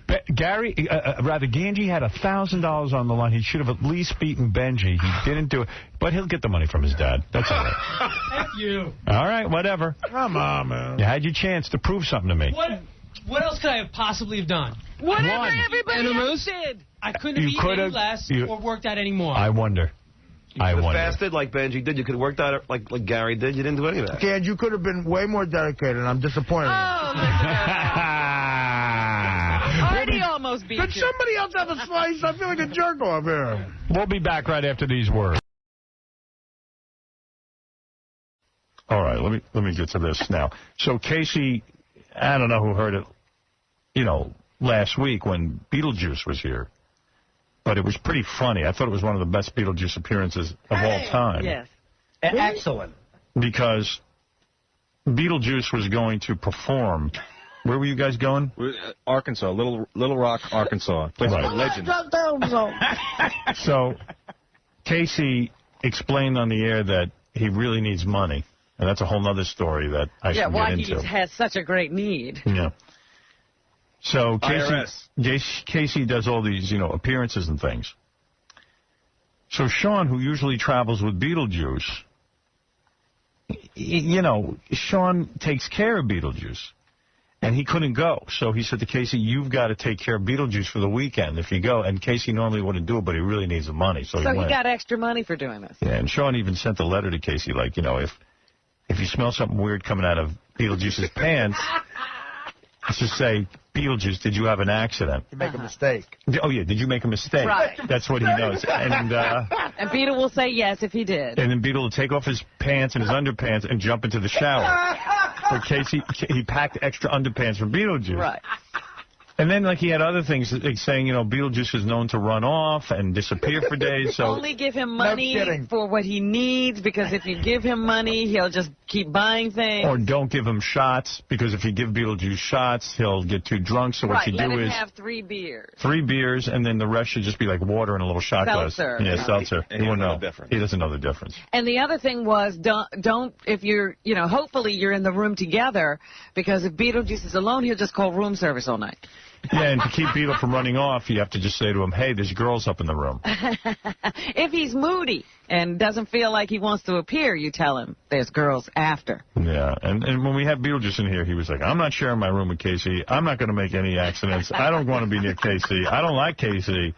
I'm the boss. Yeah, it looked really like it was going to be a tough weekend. So what happened? You went this past weekend. Okay. Yeah. All right, so... now, did you tape it? I don't know why the E-Crew didn't go with you. I am so livid with the E-Crew. Yeah, I thought we had said, it should be covered. I said to Doug Goodstein, I go, well, why didn't you guys cover it? He goes, well, I met with resistance from certain people. So I'm thinking, oh, maybe he doesn't want to pay for it or something. I go, you met with resistance from people? What are you talking about? He goes, certain people. So I go, Doug, what are you talking about? He goes, and he starts pointing to KC. I go, well, what did KC do? He didn't want you filming it? He goes, he didn't want to film it. I go, why? What is that? And so Casey says to me, I didn't want to film it because, you know, I got to take care of Beetlejuice. How can I hold the camera? Doug wanted Casey to... If Casey's the subject... Casey's the subject, how could he film it? Yeah, we got to see Casey interacting with Beetlejuice. You want to see Casey. I said, what is he, Tommy Lee? He's going to film it and be in it? No one's that good. Yeah, so... I got audio. Well, Doug... You know, the weird thing is that Doug will drop everything to go videotape girls. Right. He'll be down at some house. No resistance there. Dude, I mean, You're barking up the wrong tree here. You might as well just stop. Why? Because what I didn't tell you is that the decision to what I told Casey to bring her own camera or a still camera was after another decision was made, and Robin can come in and tell you about that. Oh, so why didn't you tell me that? Because I had why do you ask 4 so seconds. I had 4 seconds. There was no 4 seconds. You say he doesn't want to pay to go with KC. I didn't have time to even say that. I was on my way. Well, you had time to point to KC 500 times cryptically. Well, I mean, also part of it was I was trying to get in touch with Casey just to talk about everything and anything, but we called his cell phone, we called him at home, and I called him here, and I didn't get one return phone. What is that about, dude? You got to be reachable. And then I talked to Sean on Thursday at the Vertigo Blue Party, and I said, if you talk to Casey, I'm just trying to reach him. I want to talk to him about this, the appearance. And he goes, yeah, I just talked to him like an hour ago. I said, well. So you just weren't returning Doug's call? No. I got a message saying we want you to take a camera, so I didn't call him back. I should have. Hey, Casey, call people back, huh? Don't call back Sean. I mean, I just saw. Remember, the appearances aren't the way you make a living. You make a living here. Oh, totally. I know. So call back Doug. Yeah, but I thought that they would go down there and do what they had to do. I wasn't taking the camera. But they need to know when you're going. No. All that information was done. Sean takes care of all that. I didn't even know. I didn't know when I was leaving. So what is the real answer, Doug? You're so cryptic. I'm not. Do you guys not want to shoot it? Robin can come in. Well, I'm asking you. I wanted to shoot it. Robin said no then. Yes. Oh, so then why were you pointing to KC saying no? Because he, okay, I was being cryptic. So don't act like you didn't have time. And that KC was the block. I need to know these answers. We also had one day before, and the plane ticket was like almost $2,000. It was. So what? Well, that's where the problem lies. Little Rock's very popular to go to. Are we the #1 show on E? I got to get out of E. So do I. Oh, boy, am I getting out of it. I mean, I got to get out of E. They can't spring for a plane ticket? Well, you know, and it frustrates me because look what it turns into. It pisses me off. It bums me out. Yeah, it bums me out. That's some show we got. I mean, you could talk to Robin off the air, obviously. She doesn't want to come in. But, what is it to talk about? It's money. It comes down to money. And it's all right, well, it's not Robin's problem. Right, but I'll tell you what. Get a budget. But she's on I'll tell you what. the same boat. She's Mindy Herman, who was at E, essentially did something to my budget that completely crushed us. Yeah, and honestly, and now they got this guy, Ted Harbert, who I went to college with. He's running E now. I received frantic phone call after frantic phone call. He needed to get in touch with me. He's a smart guy to get in touch with me because we are the #1 show there. Right. I got to talk to you. So did you talk to him? So I said, I won't be a dick. I'll call him back. I go, hey, congratulations on your job. He goes, yeah. Hey, I guess it's great that we're going to be working together. I go, yeah. I said, you know, I got to tell you, a couple of things went down here that haven't been great. We used to have a really great relationship with E, and it was really terrific. And things kind of got obliterated. I guess you've heard all about it from various people who work here. And really, there's just a lot of bad vibes. Uh-huh.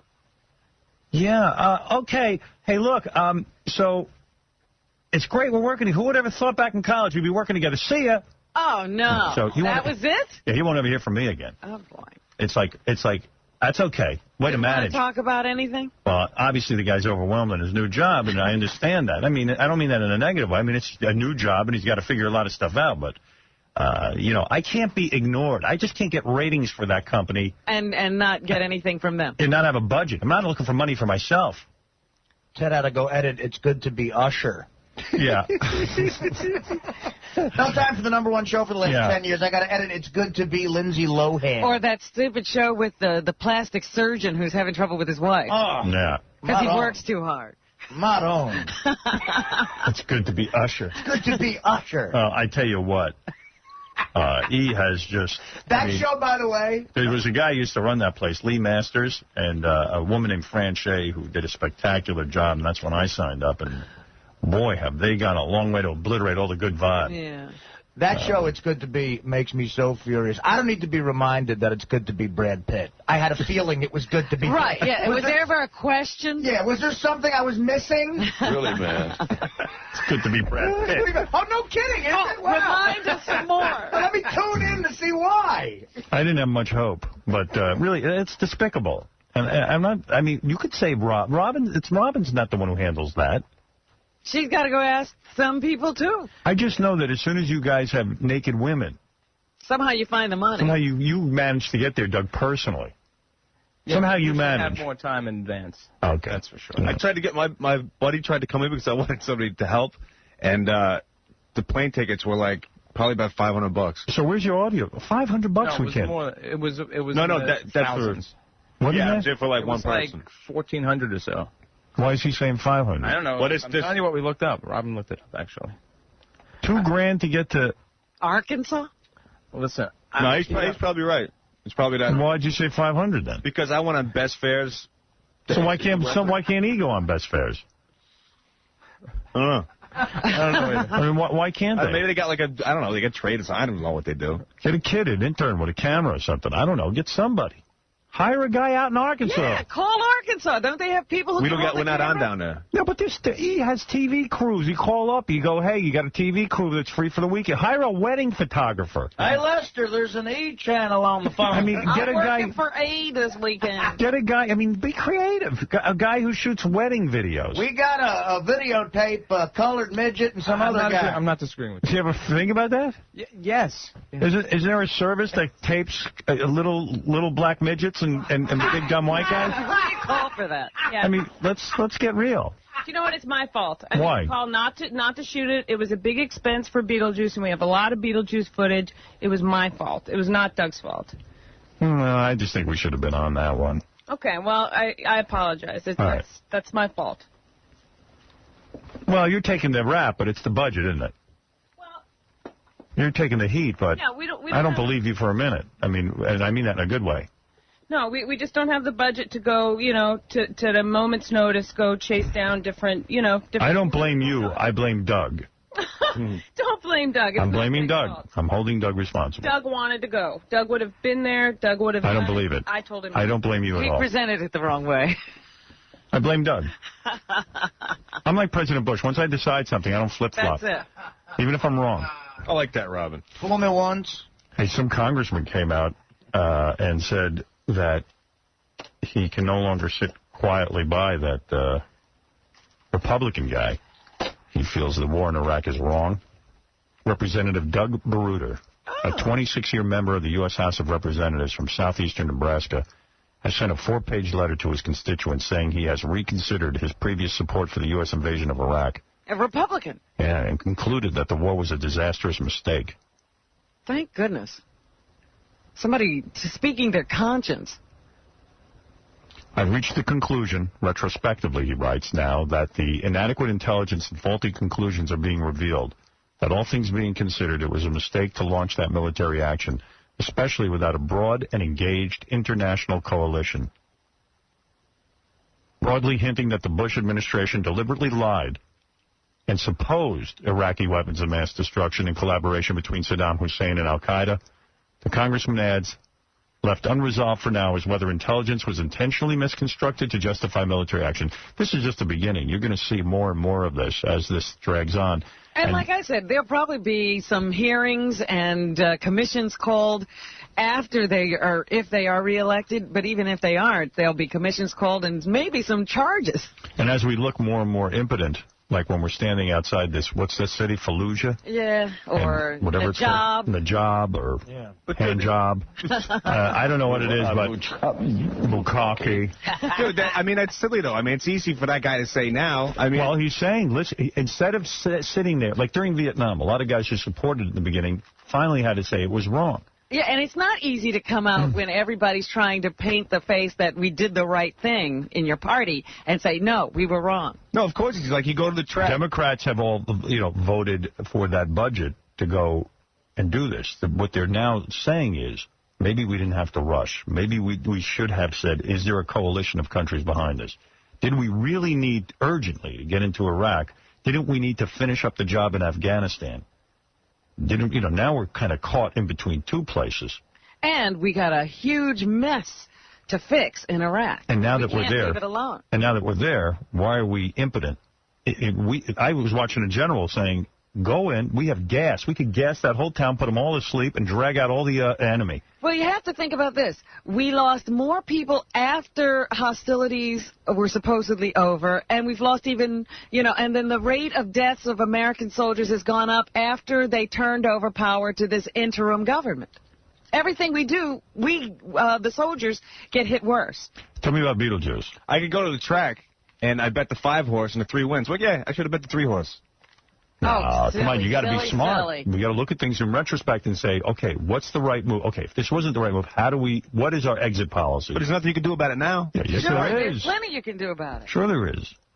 You can, first of all, you got an election coming up. You can decide, is your commander-in-chief being honest with you, or was it his agenda all along to get Saddam Hussein out of power? And has he blown his opportunity to bring other countries into this so we can have some help? Right. Is he the best guy for the job? That's the first. You've got to always look at what you've done. It's not a horse race, Dopey. You always got to look.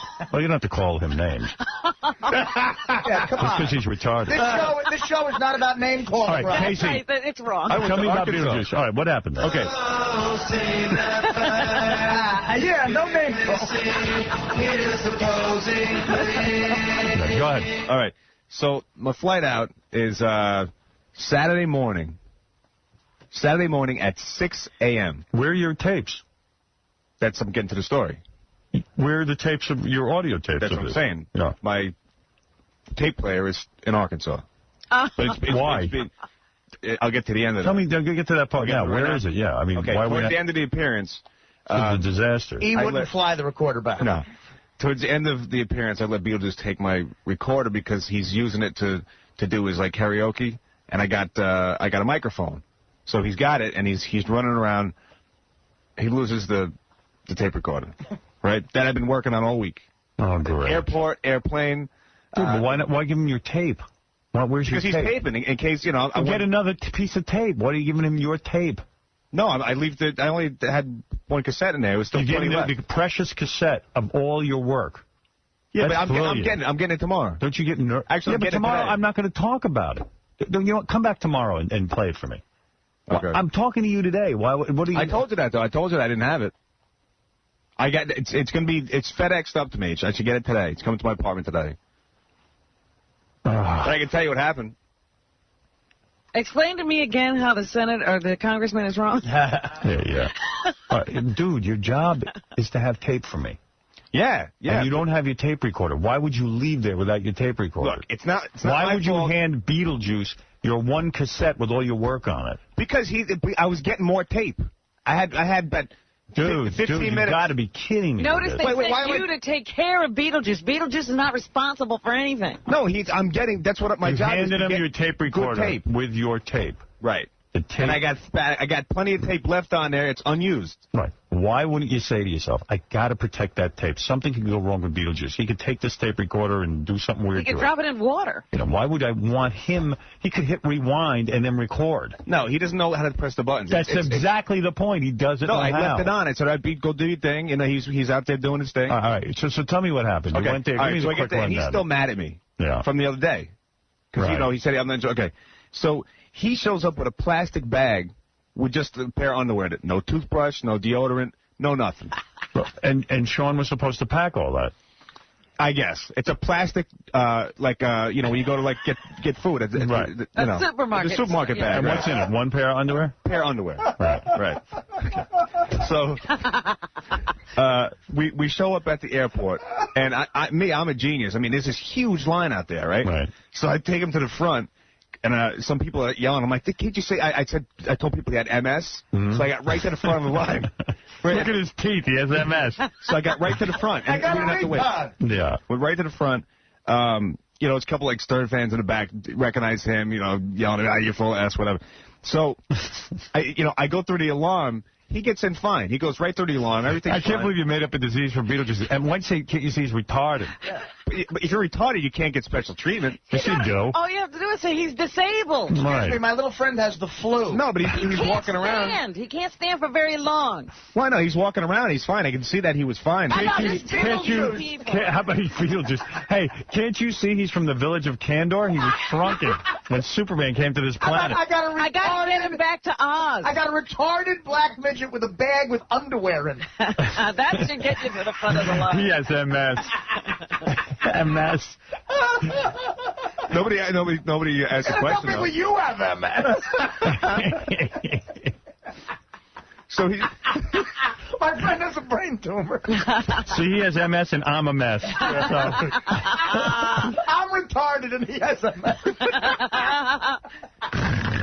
I like that you were in charge of Beetlejuice. Yeah, maybe you should have messed up your speech. I'm upset he was in charge of the tape recorder. We should have sent somebody to watch both of them. So then you're waiting for the plane. So no. So get through that, go through the metal detector. He gets in fine, you know, he's fine. I set it off, I guess like a zipper on my pants, something like that. And they tell me to go over. This happened to me 3 times. They say, all right, stand over there. I keep walking. Nobody stops me. Right. You know what I mean? There's no airport security. It's horrible. But it's terrific that all that money we're spending in Iraq and we're still no safer at the airport. It's amazing. Not at all. Yeah, go ahead. Okay, so we get to Memphis. We got a connection in Memphis. We get out there and we go get something to eat. We have to catch a connection at 9:30, so we had about an hour. So we go get something to eat. Right. I'm talking on the phone, going to the exit where the plane is. I'm talking on the phone, and Beetle's right in back of me. So I'm just talking. All of a sudden, I look back. He's gone.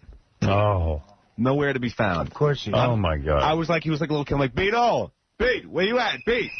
Oh. So throughout the whole thing, I check a separate wing. I check every single This is what Sean's nightmare is. But why would you let Beetlejuice behind you? Because he was fine. He was talking to me. I mean, we had breakfast. I mean, everything was fine. That's what Baba Booey said when he took care of Gary the retard. He was gone. Yeah, he turned his back on him for a second. Yeah, he was going to the bathroom and then boom. That's what they do. And he said, Gary, don't leave. That's what retarded people do. They leave. So what did Beetlejuice? So now I'm freaking out because we got... I'm retarded. I'm leaving. Yeah, retarded people always leave. They don't stick around. They go, part of being retarded. They go, what am I doing? I'm retarded. I'm getting out of here. Yeah, so what do? So now I got like 3 minutes to get to the gate, and I'm starting to really get nervous. I'm searching all over the place. I'm going to miss this flight. I'm not going to get paid. I don't know what, so. I'm not going to get paid. So finally, I hear him coming out at the other side, all the way at the end of the airport. He goes, hey, what are you doing? I go up to him, and I said, Pete, what happened? And he goes, I had to get a book bag. He had to buy a knapsack to put his underwear in. Right. That's what took him so long. And he has money to buy a book bag? How does that purchase happen? I want to see that. Yeah. And I said, Pete, how much did he pay? I said, how much did you pay for that? And he told me, it was $35. I look, and it's a tag for 15. Right. Oh. They took him. Who's the devil that saw him and said it's $15 and then took $35 off him? It might have been my cousin Anthony. Does Beetle have to just give you his money and you say, I didn't know take it out? They gave me. He had a couple dollars on him. Right. Just traveling money. Yeah, traveling money. So the worst part of this is that we have 5 hours in Memphis. Oh, a layover. To hang out with me and Beetle, just to hang. In the airport. In the airport. What a nightmare. 5 hours. What did you get paid for this? $1,500. Ay. That ain't bad. You should have doubled that. Okay, so we get back to the 5 hours. the bar restaurant, and he decides he wants to drink. Of course. So, all right, I'm like, all right, I'll have a beer with Beetle. What the hell am I gonna do in Memphis? People were cool, but and I go to use the bathroom. I come back, and he tells me he'd order me a hamburger. All right. So I'm waiting there, and then after about a half hour, I went up to the waitress and said, "Did he order me anything?" She goes, "No, he didn't order you anything." And if he did, I wouldn't pay attention. Got you. I would have bought one of those lockers and stuffed him in it, and in 5 hours returned and picked it up. That's funny. She would totally overpowered him. I would have mailed him to Little Rock. So we're sitting there, we're having a beer, and then he's cursing all the pilots and calling them. There's a quote. He's calling them niggers because they left without him. Right. But he's on the plane. Yeah. He said he kept making these pretend calls on his cell phone, which Sean gave him. It doesn't work. Right. But he pretends to talk on it, and he promised me that the plane was coming back to get us. Right. Because he knew the guys that were flying it. Right. He found, plenty of people to party with in Memphis. Right. Everybody loved him. Did people know him? Oh, yeah. Totally. So in other words, what you're saying is you missed the plane you were supposed to get on, and you wound up having to sit in the airport for 5 hours. 5 hours, right. Yeah, at a bar. Look, at a it's restaurant. Webster. It's that feller Webster. Come here, you. Sit on my lap. Come here, buddy. Okay, so... Webster lost his teeth. Oh, and also another thing you should know is, like, when people ask him for pictures around there, I mean, you would think the guy was like Arnold Schwarzenegger walking through the airport. People want pictures of him, and he doesn't want it to be bothered. Right. He goes, I don't got time for this. I don't have time. You got 5 hours. I don't have time. So we get to Arkansas. This is so good. And he doesn't sleep. Right. Like, I wanted to take a nap before we had to go to the gig. Are you in the same room? No. They got us 2 separate rooms. Oh, that's smart. Yeah, no, I was loving But I mean, how can you keep your eye on him if you're not in the room with him? Well, he was next door. Yeah, but He could get out. Would you lock him in his room? I told him to stay there. And he did. Well, no, he didn't. He would. I was laying down. I was trying to get a little nap, and he would call me probably every 5 minutes, tell me we got to go to the gig, which was not until 10 o'clock that night. Right. And it was probably maybe about 5 or something like that. I said, Pete, we're just gonna relax a little bit, I'm gonna inject heroin. You just relax. So I think that he came into my room later. See, I would have been a nervous wreck, like thinking, gee, he's in the other room. What's he doing? I couldn't have relaxed. I wouldn't have been able to sleep. Yeah, it was it's like leaving like a wild animal in a room by itself. Absolutely. Because I still think if I had to take a nap, I'd take it in the room with him, on the couch. I'd tie him to the bed and then take a nap. Hey, B, we're going to play a game. We're going to tie your feet to this bed. Who, me? I'm going to shove a sock in your mouth. When are you going to leave it long enough so if he has to go to the bathroom, he can get there? Hey, B, I'm going to lock you in the hotel safe. I'll be back for you in an hour. I'm going to take a nap. So far, no mistakes? I'm getting there. Oh, good. Accident. So... Oh, mistake. No, mistake. You're right. I'm sorry, yes. So after a while, I let him into my room. He comes in, and I just smell something that's god-awful. Oh, no. Does he not know how to use the toilet at all? I think he does, but I think he gets lazy. Maybe, or maybe he can't take himself. I don't know. Life's so exciting, it's hard to stop whatever he's doing. Maybe he's drinking a little bit. I don't know. Right. Look, it's happened to all of us. And was he ordering stuff in the room? No. He was. I guess because, I made he couldn't figure out how to work the phone. Or maybe he was just on his play phone and he didn't realize. Right. I made sure that we ade a lot before we got back to the thing. And that was good, but now he's got the mistake. Beetlejuice was talking into the remote for the TV. I want to stay. Hey, by the way, your Playboy girl just showed up. Oh, really? Yeah, well, we got to wrap this story. Go ahead, yes. All right. Let me straighten up. So That's hot. We're at the gig. Mm-hmm. We do the thing, and people are loving him. There was a contest on stage. He did like karaoke for a while. Oh, and I had just found out I had to do half-hour stand-up. Wait a second. So he came in the room. Yeah, you said you smelled something. Yeah, smelled something in the room. Yeah. And, you know, the car was downstairs. I mean, the guy from the club was coming to pick us up. So. Did you say the words to him? I didn't, be honest with you, I didn't. I didn't want to because... I would have just said, did you have a mistake? I didn't want to put him in a pissy mood, because if he was, then it would have been even but no, harder. he's programmed to take his pants off and get in the shower. Right, it's like a robot. I mean, yeah. I mean, what do you have to do? No, but if he got mad at me, then... But then he's going to go to the gig all stinky. Yeah, so let somebody else clean him. So we were in the car, and I had the window open the whole way. Oh, no, you let him go to the gig that way? Hey, you should never have kids. Oh, my goodness. No, you just completely, you know he crapped his pants. Hey. Beat. Wow, Casey, you're terrible. I really, I said it to myself at home. I'm like, I will never have kids if this is the way if this is what it's like. I don't think it's this bad. At least it doesn't last forever. Okay, so then after the gig, we go to the promoter's house. We're going to get paid. We're going to get cash, right? So we get there. And, so is he still stinking? Yeah, he smelled, but you know what? He's gotten used to it. Yeah, I guess so. I mean, so, yeah, the mistake had not yet been corrected. No, I guess because we were in the car and we were in my room and it was in a confined space. Maybe it rolled out onto the floor. Oh. Yeah, that happened in Vegas. Remember, he rolled out. Yeah. So we get to the guy's house and then, you know, we get paid there and stuff like that. And the mistake dried up, I guess. That's a big mistake. It oxidized. Oh, my goodness. Yeah. And you know, everybody had been drinking at the gig. The promoter was drinking. But did you do the thing with the 3 beers and then just give them, like, shots of club soda? I'm sure people were buying them drinks. But he was wasted. Oh, yeah. Yeah, he was hammered. So we get back to the promoter's house, and, you know, everybody's been drinking, so we're going to wait for a cab. So the guy was totally cool. He's like, hey, I'm gonna hit the rack. I'm going to bed. You know, I want you guys just, your cab's going to be here in a minute. He called the cab. He gave us money and everything. I go to the bathroom. I come back. There's porno on, and Pete is... Pleasuring himself? Yes. Oh! This is back at the hotel? No, this is at the guy's house on his couch. God. The promoter. Yeah, the promoter. But there was nobody there except just me and him. So I walk out of the And he's naked. No, he's got his pants just pulled down to his knees. And was mistaken his pants? I didn't look. He had a harvest moon? So he's got it down. I'm like, Pete, what do you... Stop, don't do that. He's like, oh, man, you know, just... You know, he pretended like he didn't have any shame. He didn't care that it was. I'm sure he doesn't. He pretended like he didn't have any shame. So now this is the next day now, because now we go back and we sleep. Hey. Right?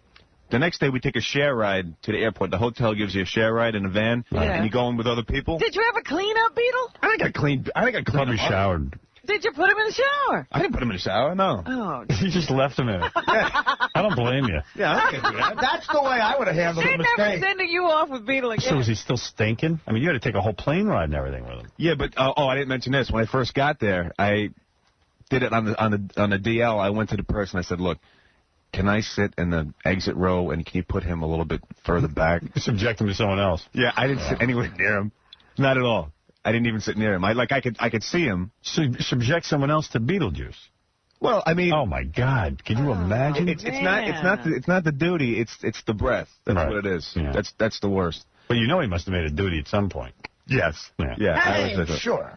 So we take the. Did he bring back the same underwear that he took out with him? I don't know what he did with it, and I didn't ask. But he still had the book bag. Right. He had the book bag. And that he held on to. So we take the share ride to the airport, and we're in there with a couple, and they stop off first at this cancer place because they have cancer. A guy had this thing on, like one of the masks. He had cancer. So I guess people are really nice down there. They make small talk. And after he heard what the guy had cancer, Pete told him that he too had cancer, and that he got it from some bitch. That's what he said. Oh no! And right in front of there was a husband and a wife there, and Pete's saying how he caught it through having sex. Some bitch. Okay, so we take the connection. We get to Detroit. Imagine when he went through security, Beetlejuice, and the security guy had to check the mistake bag. All right. Yeah, so we get to Detroit. We're having a great time. We're being good friends the whole time. I mean, he was actually a pleasure to be with, except for the things I talked about. We're in Detroit, and our plane is late. It's delayed. Oh. He blames me. You don't know what you're doing. No, he got mad at me and told me he's taking a cab home. From Detroit. From Detroit. So he leaves the place, and I got to chase him throughout the whole airport now because he won't talk to me. Right, and how do you restrain him? I said beat, and he won't even turn around and look at me. He's mad at me because he said that I couldn't fly the plane, and I wouldn't let him fly the plane. Just like he says these crazy things. Right. And he's taking a cab home. So I walked throughout the whole terminal just trying to get him, and I'm not going to touch him and say, hey, turn around and talk to me. He's just gone. He's not even paying attention to me. Oh, my God. I don't even know where he's going. So what do you do? So I just... you haven't seen him in 4 days. No, so I just... do you think he can fly a plane? Driving. Do you think he can fly a plane? Do I think he can fly a plane? Me? Why didn't you let him fly the plane? That would have been good. So he was telling me the whole time how he should have been the one that was flying it, and it's my fault that we're not getting home. So what did you say? So I said, no, look, this is what happens a lot of times when you travel. The plane is late. There's nothing we can do about it. We just got to sit here. Come on, I'll get you something to eat, whatever you want to do. And he didn't want to hear anything about it. He was mad at me. So where did he go? So he walked around. All right. And I had to follow him. Finally, there was one point where I saw him walking down. I knew it was a dead end. So I just let him walk around, and I just tried to, Right. He probably thought he was walking home. Yeah, no, that's what he thought. He was walking around the dead end. Were in the dead end. Yeah. Yeah. So finally. And then when the plane came, what did you do? You say, hey, the plane's here? Yeah, I said, look, see, I told you I was going to be all right. We're going to get home. Because I think he wanted to go home. Right. Yeah, he gets homesick. Yeah. And I said, look, the plane's here. It's, everything's fine now. And then he was my friend again. All right. But it was funny. You got to see him buy cigarettes. Because I guess he doesn't know what kind of money he has. Right. There's no difference between like 5 and 10 and stuff. Right. Cigarettes down there for $4.95. The clerk says $4.95. He puts down 2 5s. And the clerk gives him one back and asks for ID. So he takes out a 10 and gives it to him. He just doesn't know. Yeah, ignore my age. Yeah, but he asks him for ID. Yeah. He thinks he's a kid. Does Beetle have ID? He does. Oh, he does? Yeah. But you know what? He was good company. Yeah. I was great. Besides those things, And that I you would didn't do it want to again. sit with him on the plane. He was great. My bulldog is better company. Oh, Jesus. I just can't figure out what you do with his fecal material. What did he do with it? All right. So, but the thing that's good, though, hopefully I'm going to have it for tomorrow, is that when he's in that place, we have 5 hours to kill, he's drunk, screaming at the top of his lungs, cursing, talking about all the women, the bitches he's banging, and next to us there's a family of 4 eating, like kids and stuff like that. Great. So that was my weekend. Oh, that's just great. Oh. Fantastic. Yes, Angie, you're on the air. Okay. Hello, quickly, please, because I have to get to Artie's new girlfriend. Hi, Howard. My name is Angie. I sat next to Beetlejuice. I was the one subjected to Beetlejuice on the airplane from Newark to Memphis. It's true. Casey sat on the other side. He stunk so bad. Yeah. Yeah, I know. Horrible. He had burritos and milk for breakfast. He was like Smeagol. He was sitting there eating them, like stuffing his mouth, and then he fell asleep, snored, breathed on me. It was horrible. Did he try to hit? See, you abandoned everybody and sat on the other side of the airplane. Well, Did you? Are you a hot chick? No, I'm definitely not a hot chick. So he wasn't hitting on you the whole time, at least. He was sleeping. He kept falling into my seat. I kept having to poke him. Say, dude, move over. Honey, if he was sitting next to me, I'd put him in a pet carrier. Yeah. You know what you need? You need a little harness and a leash for him. I know. Why not check him? Zolar, you're on the air. Go ahead. Yeah, it's funny. When we were down in Vegas for your show, we went up to Beetlejuice's room. It was 311.5. They had the ceiling all lowered, and the toilet bowl was in the floor. It was amazing. So I went into the bathroom to check it out. Beetle can't even make a mistake in the toilet bowl properly. The entire rim was filled with excrement. Oh, my God. It was... Same thing happened in my room, to be fair. Yes, Captain Jenks. Hey, good morning, Howard. You know, the funniest thing about this whole story is that this guy that we're all talking about, Beetlejuice, and Casey gives him a tape of the show. Yeah, after all of that. Yeah. I mean, it's just unbelievable that you would trust your tape, your tape with Beetlejuice. Joe, you're on the air. Hey, Howard, how you doing, buddy? Me and my buddy, Rat Your Knuckle, we jumped on a plane and flew down for the study. It was absolutely incredible. That's funny. They flew down for the appearance. Oh, there was people that came all the way down from Memphis. Yeah, that's what he's saying. You know, Howard, the funny thing, we're all sitting in the office listening, is that Casey actually had the money in his hand to never have to do this ever again in his life. Right. Eat me. Well, that's the thing I want to talk about. I mean...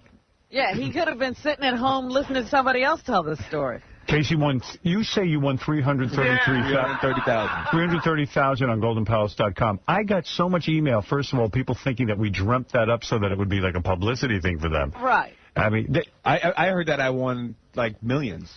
Someone sent me a thing that it says a guy named Kyle A won 1.7 million. Yeah, from New York. That's not you. No, well, I don't know why they would put that down, but you won 330,000. 330 because there's no way I could win that much.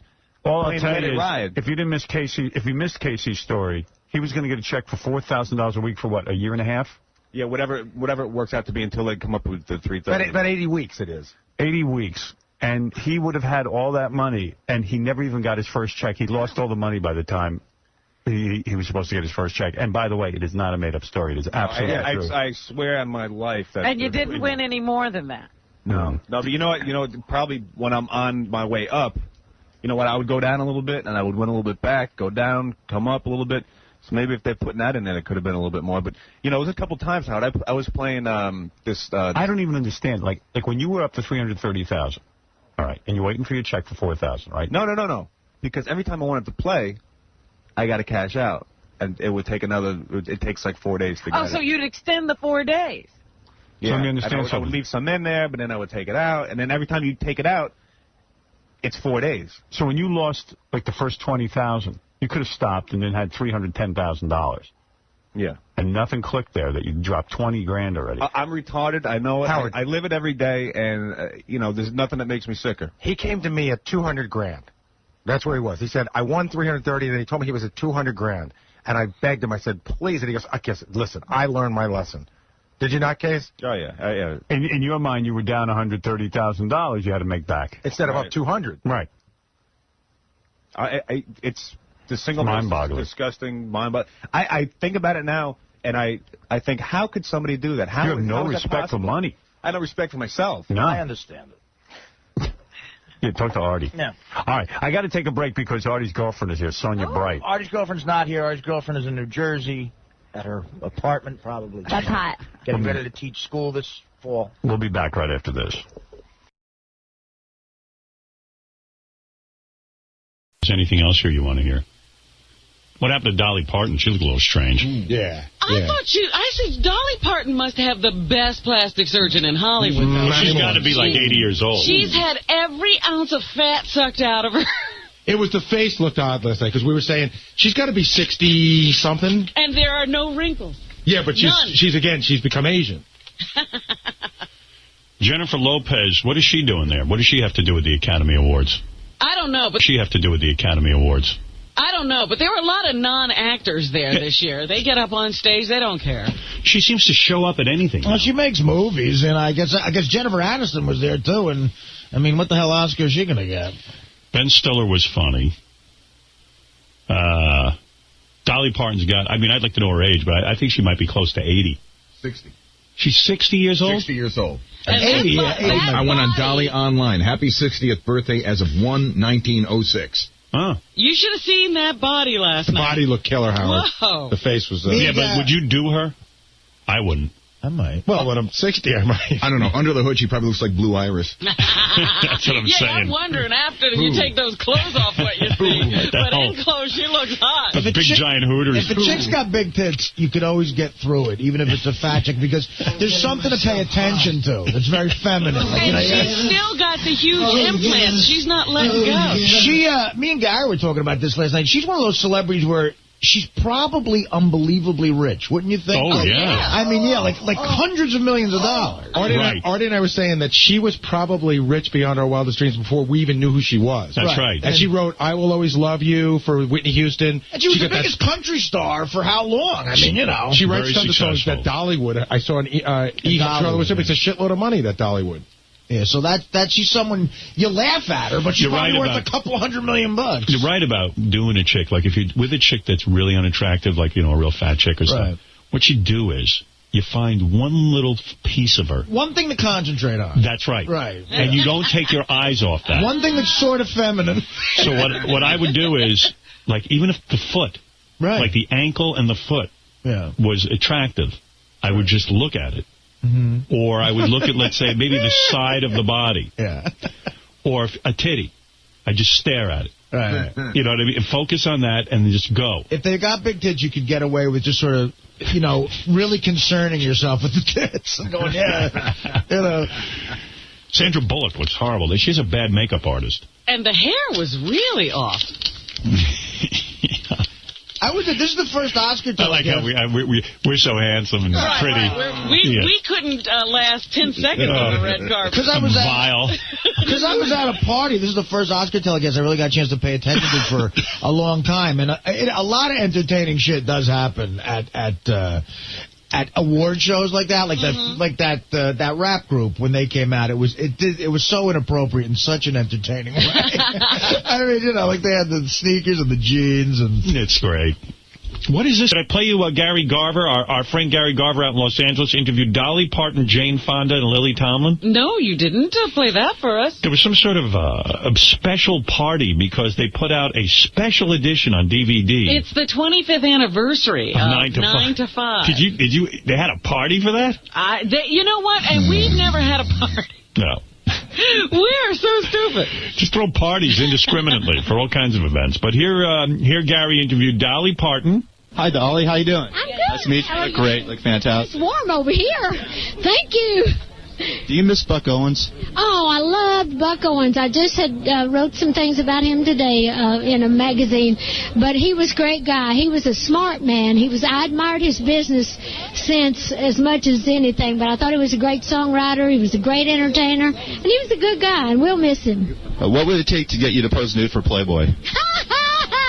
I don't think that's a possibility. I don't believe Playboy wants me to pose nude now. It's a little late in the game. Did Lily Tomlin ever hit on you?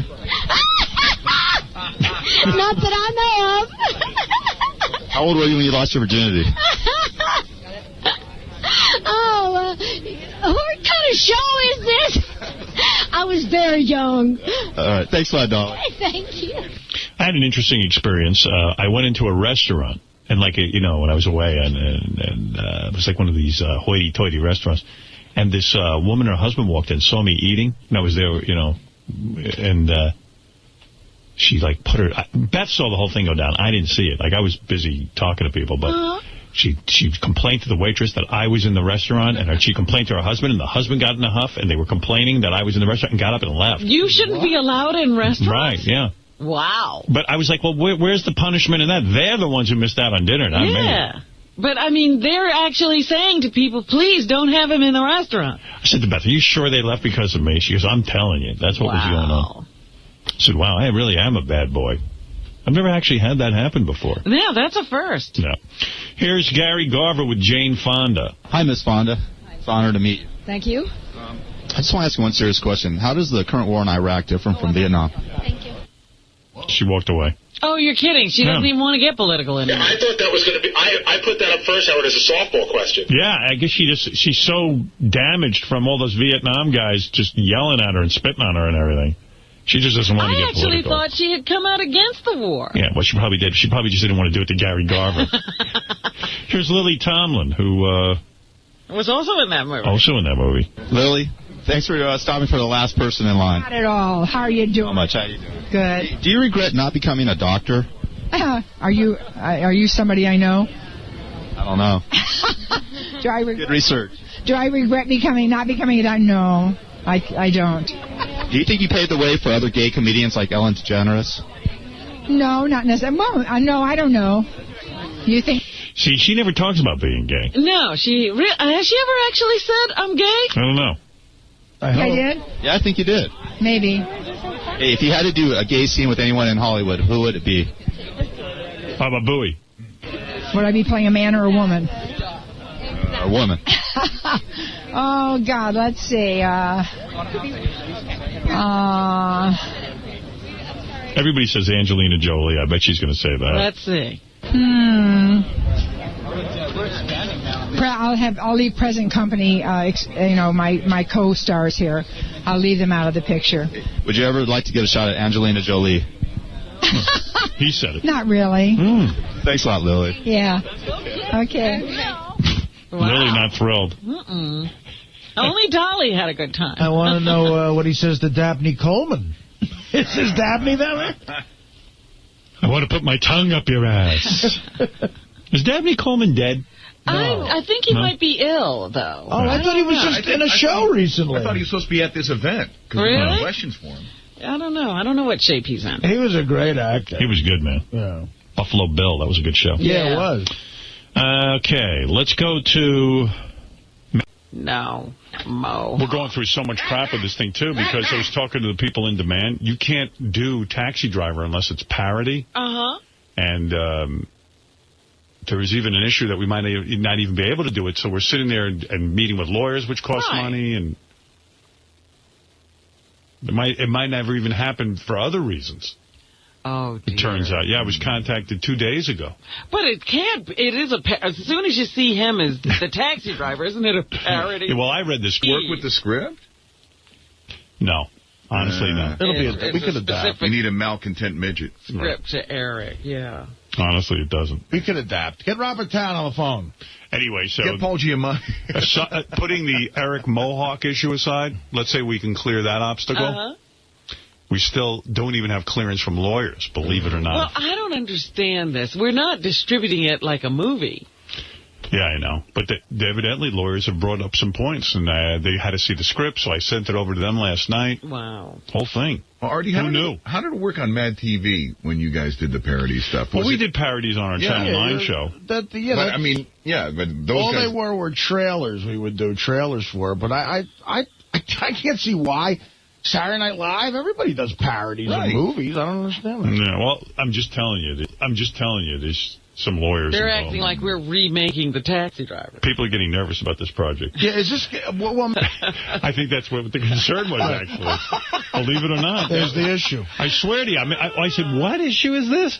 They go, we might not be able to make the movie. You better send us the script. I go, you're kidding me. I go, you got to make sure that it's parody. I said, it sure looks like a parody to me. It can't even possibly be confused like a real movie. I mean, not unless you went out and hired. All right, we're going to take a break, and there's a lot going on, obviously. And we have to take a break. That's the first thing. And then Lisa G's going to come in with headlines. And I got a whole bunch of stuff to play for you, including Dolly Parton's audiobook. Oh, really? Yeah, that's some book. What is she writing about? I'll tell you what. I'll play a little thing of this. This is an audiobook of hers. She's really interesting. Listen to this. God damn, I love nigger cock. Oh, no. That's from her audiobook. Oh, my God. That's going to make the tabloids, I think. Listen to this. Kenny Rogers loves to piss inside little boys' assholes. Oh, goodness. Man, I've lost all respect for him now. I'm just shocked at Dolly talking like that. I know. It's disgusting. The thing she said about Linda Ronstadt. Linda Ronstadt is a really fat tub of shit. Wow. That I have to agree with. Now I like her again. Tell you what, I'm reading the book. I'm going to read it and listen to it. But that Kenny Rogers shitting in little boys' assholes, that's more embarrassing than the tummy tuck stuff. Kenny Rogers loves to piss inside little boys' assholes. Oh, piss. Piss. I'm sorry, I thought it was shit.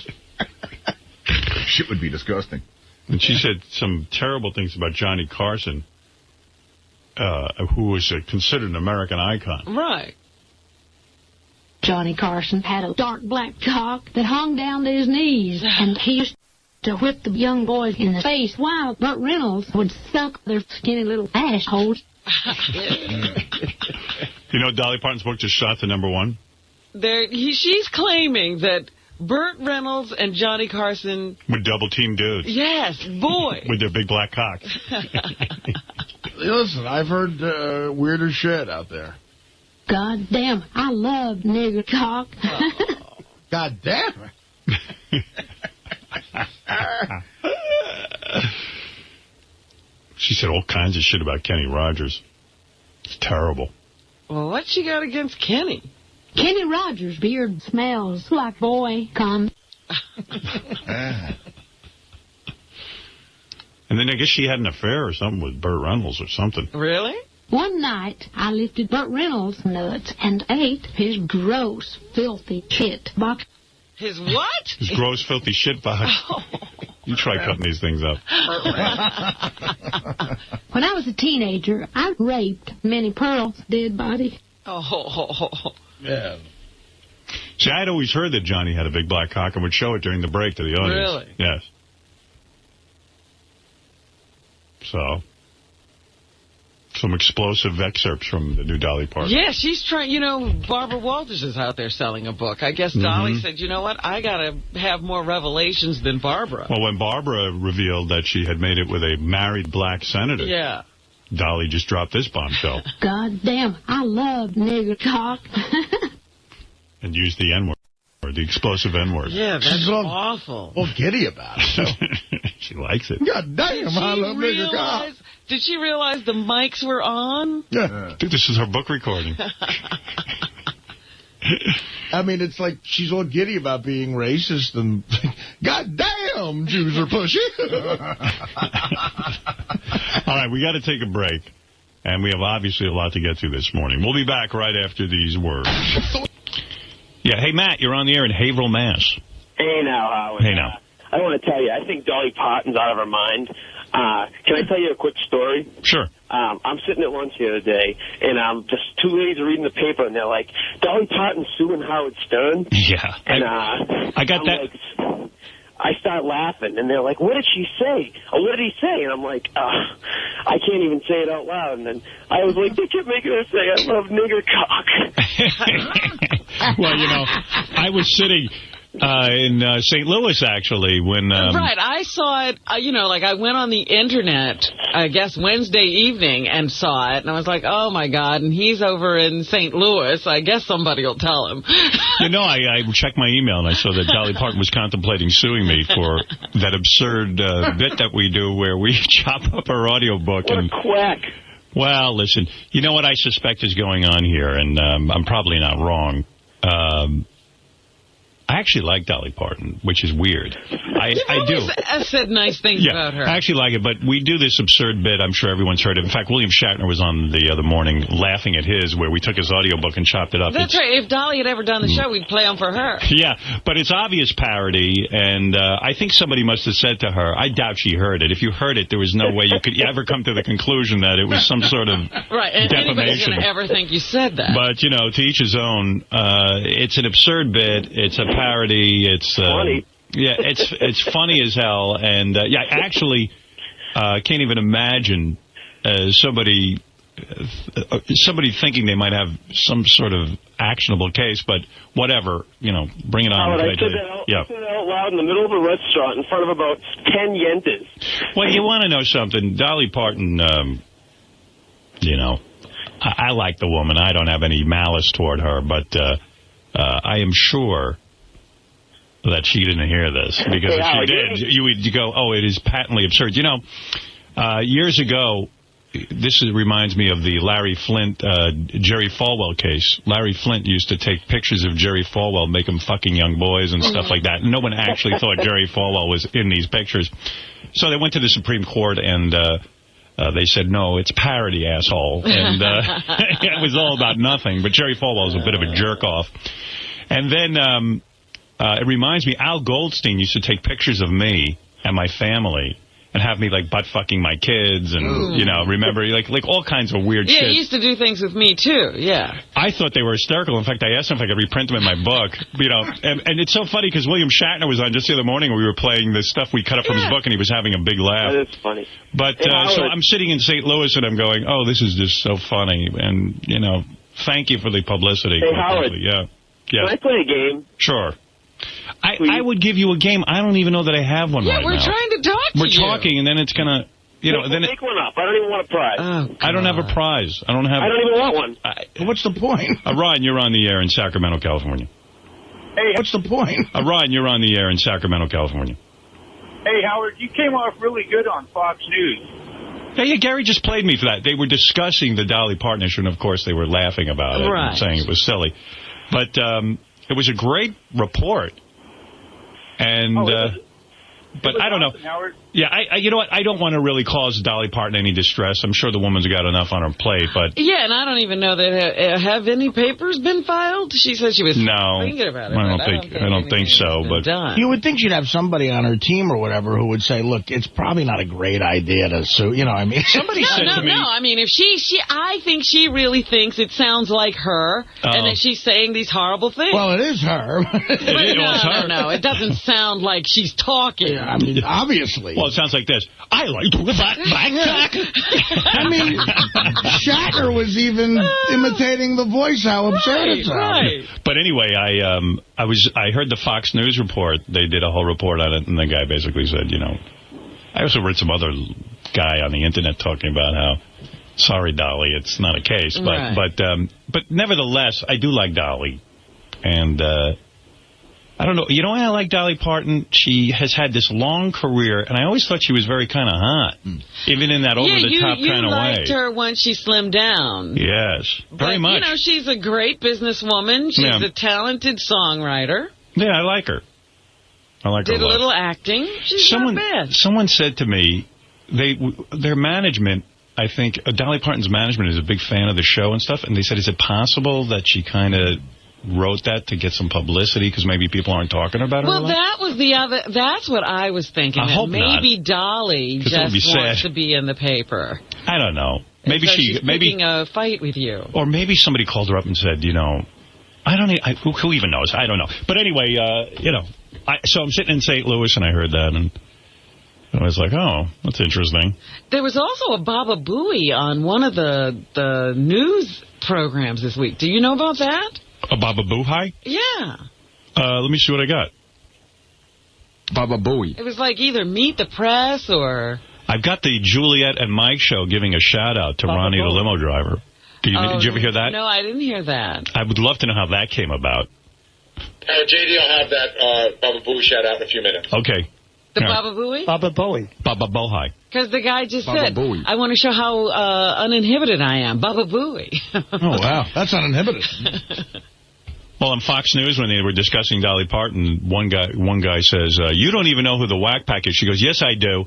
Baba Booey, Baba Booey. He goes, that shows you what you don't know. Baba Booey is not Whack Pack. Not a Whack Packer. He said, if the right answer is Eric the Midget. Wow. Oh, Ronnie hung out with Mike and Juliet at Robin's charity event. Oh. That's how they got together? Yeah, and somehow Ronnie worked out a shout-out. Nice. Ronnie's networking himself. Yeah. He's a whole personality. Wait, here, I'll play it for you. That's a great way to start the morning. That is great. You guys, real quick, I'm sorry. I have to do this. I'm two Geraldo fans. Janine, we're going to have your cheerleaders here next week. I have to say hi to Ronnie, the limo driver, by the way, from the Howard Stern Show. He was at an event last night. Robin Quivers has some wonderful charity. We were there last night. I said I'd say hello. And he's watching the top of the show. Hi, Ronnie. Hi, Robin. Ronnie, the limo driver, working out. He just tells people to say hello to him? Yeah. Jeff the Drunk got a birthday shout-out in Sacramento on, what's CW morning show? I guess the CW is the network, right? CW. CW is, yeah, the... Right. Whatever Channel 11's network is. CW. It's a string of independent channels, though, right? CW. I don't know. I think so, yeah. Is it? You know what? That whole thing... I thought they had a network. Can I say something? That whole thing hasn't caught on. You know remember there was UPN and then the WB, and now they merged. And that caught on. UPN and WB caught on. But they merged, and now they're nowhere? Well, nowhere. I think Everyone Hates Chris is on the CW, and that's somewhat of a hit. I guess that's the only thing on there. That's the only thing they have. Yeah.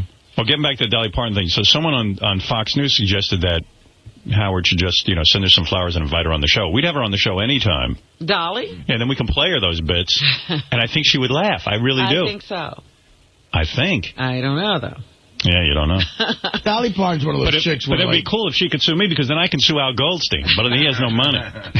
It's not the time to be suing Al. It was a few years ago. Poor Al. Dolly Parton was one of those chicks. I guess 9 to 5 came out when I was like 12 or something, and just anyone with tits that big when you're 12. I beat off to Dolly Parton in that movie. Forget it. Yeah, absolutely. Yeah. And if you look at it, You get older and you might go, Jane Fonda has the better body. But when you're 12, man, all you see is them tits. She's a doll, too, you know? Yeah. Dolly Parton. She really is, though. She's kind of like, I used to watch her on Mike Douglas all the time. I was kind of actually complimented that I'd even be on our radar. And that she knew my name. Yeah, we've never heard Dolly say your name before. I'm always shocked when some celebrity knows my name. She goes, I'm shocked that Howard Stern would do this to me. I'm like, do what? What was done to you? I remember listening to you years ago. It might have been before you syndicated, and you sent John out or somebody out to ask Dudley Moore a bunch of crazy questions, and your name was in one of the questions, and you stopped the tape and you said around the room, okay, let's everybody take a guess. Does Dudley Moore know who I am? Right. I remember it was back that far, and I think he sort of did or something, That's always a victory for me. Right, absolutely. Whether they love you or hate you, they know you. My parents are still astounded that I'm famous because my father will go, I just read an article about you in the paper. And I'm like, what? He's shocked that there's even at this point. Really? Well, last night they profiled Bon Jovi on 60 Minutes. Yeah. And I was like, boy, they're profiling Bon Jovi. Yeah, we know him. How do they profile people we know? And then, I said, wow, they profiled me on 60 Minutes. They did? I know. I forgot about that. But then I was like, well, geez, I don't know. I don't know how to feel about that. I thought my profile was better than John Bon Jovi's. You did? Yeah, I mean, I went back to my hometown and... Well, I thought his was pretty good. His was good, though. I enjoyed it. Yeah, it was actually, I learned things about him I didn't know. Like what? Like he built a whole town in Philadelphia or something. I don't believe that. He built a block. You know what I couldn't believe? He has that gorgeous home in New Jersey that they showed. And then there was no landscaping. It's just like there's not a bush or a tree. So I said to Beth, I go, what the fuck is with this guy? I said, John's got $10 gazillion, it sounds like. He could buy a tree. I didn't know he was the boss of Bon Jovi. I learned that on 60 Minutes. And that nobody else has a contract. He's the only one with a record contract. Yeah, it's all him. He's the boss, and he can fire them anytime he wants and all that.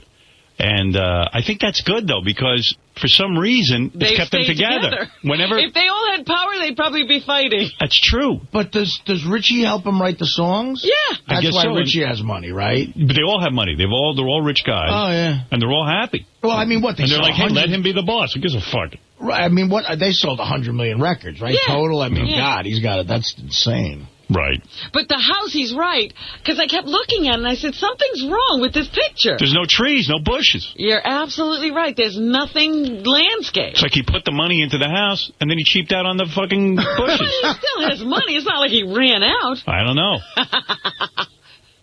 I was obsessed. I'm watching this 60-minute profile. I go, the guy doesn't have a bush on his property. And when you go inside, you're shocked. The house is nice inside. Beautiful. But he didn't put anything on the outside. No goddamn trees. Well, shit you take for granted. After my house got built down the shore, because I only bought a condo before, Then they start going, oh, a paver. These type of pavers are it's like an insane amount of money for the outside of the fucking house, too. Oh, yeah. I'm sure you know that. You don't figure Bon Jovi ran out of money when it came to the outside. I doubt it. Yeah. Beautiful house, but... He just kind of went, I'm not putting any money. Not a plant, not a sprig of grass, nothing. He goes, I'm not... You know what was even more amazing? You would think... that randomly a bush would grow. Oh, yeah, like a weed would pop up. It's almost like he went out of his way to rip out the bushes. He spent money to destroy the bushes. Yeah, I mean, it's almost like he... And don't you usually put that stuff at least... Well, maybe it's all around the perimeter. They did an aerial shot of his house, and there was nothing? It looked like the land was scorched. Like the rainforest. There's been a big fire. Yeah. I'm surprised his wife put something down, because usually a woman, they're like, whoa, what is this? And they didn't cheap out on the inside. You could see a lot of antiques. Yeah. Wait a minute. There's a whole movie screen that comes out of the floor. Yeah, you had to see this thing. This fucking guy, in the middle of his living room, the entire floor starts pulling up, and he's got a full movie screen in there. And I have dinner with John a lot, and he told me he had a screening room, with, like the kind of screening room that doesn't make sense to me, the kind where you actually have to get the reels, like the movie reels. Right. Yeah, he's got like a projector. Because I said, I got like I call it a screening room. It's a television set. And you play DVDs. Yeah, right. And then he goes, oh, that's not a screening room. I go, what do you mean? He goes, You mean you don't have you don't have the actual films being delivered to your house? I go, how the fuck would I get that arranged? Even if I wanted that. Print, you're Howard Stern. I remember him saying that. It's hard enough for me to load a DVD in there. Can you imagine, like, I have to wait for... actually... Like, where would I go to get actual big, the big giant reels? And you have to hire a projectionist? Right. Yeah, he does that. You got to call a guy in the studio, I guess, and get him to mail you shit. And you got to bring those, the copies there. It's not in one box. It's like several. I said to John, I've got a home theater, and he goes, if you need a good projectionist, I know of one. I go, a what? He goes, projectionist. Somebody else on the payroll. I go, let me understand what you're saying here. What do you mean a projector? You mean like a movie projector? He goes, yeah. I go, well, why would I need that? I got a DVD. He goes, oh, no. That's not the way to view a movie. I go, really? I go, I'm so fucking happy. I watched the movie this weekend. I'm sure Robin's seen it, because Beth turned to me as we were watching it, and we were loving this movie, and she said to me, I wonder if Robin's seen it. I guess evidently you guys email each other 10 times a day. Not 10 times. We email each other occasionally. So you must really like her. You're close to her. I told you I like her. Wow. Took you a while. But anyway. I don't warm up quickly, but when I get warm, I'm warm. Yeah. I think a lot of women think Beth's like a Barbie doll, like doesn't have a brain in her head. And oh, my God. And it takes them a while to warm up. I don't think that anybody who's ever met her thinks that. But I think that's the first impression. She even says that. She goes, I think people just think that. And then they learn that, like, maybe I'm a human being. And well, there's a lot of people who have those kind of looks who have never had a thought. No, I know. That's why I was shocked when I met her that she had thoughts. Yeah, but that's I was like, I'm supposed to fuck you and leave you. What is this? That's where good-looking people get a bad rap, because as you go along in life, you realize there's a lot of ugly people who have no thought in their heads. Right. Well, you don't even bother with them in the first place. You'd never know them. We were watching this movie, and I'm sitting there going, I go, wow, that's the first thought is, I wonder if Robin's seen this. I go, boy, you guys write each other too much. Could put a stop to that. What was the movie? You have to have seen this, and if you didn't, you have to see it today. What is it? Lars and the Real Girl. I haven't seen it. I've been dying to see that movie. Never heard of it. What is it? It's on pay-per-view now. I know that, and it's definitely on my must-see list. But, of course, I didn't have the actual reels of film. No, I watched it on DVD. So you've never seen the movie, really? It was hard enough for me to get the time to do that. Imagine I got to call the projectionist then so I can watch a Lars and the Real Girl. That takes real planning. You can't just spontaneously sit down with the projectionist. How this movie isn't on everyone's radar. No. I got to tell you about it. There was a lot written about it when it first came out, and they thought it was going to be Oscar nominated, and it completely missed on that. Ryan Gosling got a nomination, who is the lead in it. That's right, yeah. But he didn't win, and he should have. This movie, you would, Artie, it's this past year. Artie, you would love this movie. This is the movie you're going to wish you had made. Really? That's how I felt. It's the story. I don't want to give too much away. Well, it's exciting to hear a movie that you never heard of is good. It's like, My mother called me and said, have you seen Lars and the Real Girl? And I went, no. So I went out. It was in so few theaters, I couldn't see it at the time it was out. I don't know how my mom found this movie, but it's the story of a guy who falls in love with a real doll. Oh, I have heard of it. I didn't know the title, but I've heard there was a movie like that. Yeah. He falls in love with an inanimate doll. So it's a comedy. Well, no. It's funny, but it's really touching. It's a little bit absurd in the sense that it almost shows you what the world should be like, but it's really just a wonderful movie. And you really get caught up in it. And, I can't wait to see it. I just didn't have any time this weekend. I would have checked it out, actually. And the guy Ryan Gosling plays it so beautifully. I'll tell you, because you know what? A movie gets hurt. A movie like that gets hurt by when you hear the premise, you go, it's probably just a goof, you know. No. And then, yeah, but I mean, how many people who want to go see, things blowing up are going to sit for Lars and the Real Doll? Right. Yeah, it was really Real good. Girl. Real Girl, they had to call it. Well, good. I'll check it out, though. Yeah. So, that was really... Oh, I'm glad you enjoyed it, because I've been looking forward to seeing that. Yeah. Who recommended it? My mom. Oh, really? Yeah, wow, that's weird. I was with my parents this weekend. It was their 61st wedding anniversary. Oh, my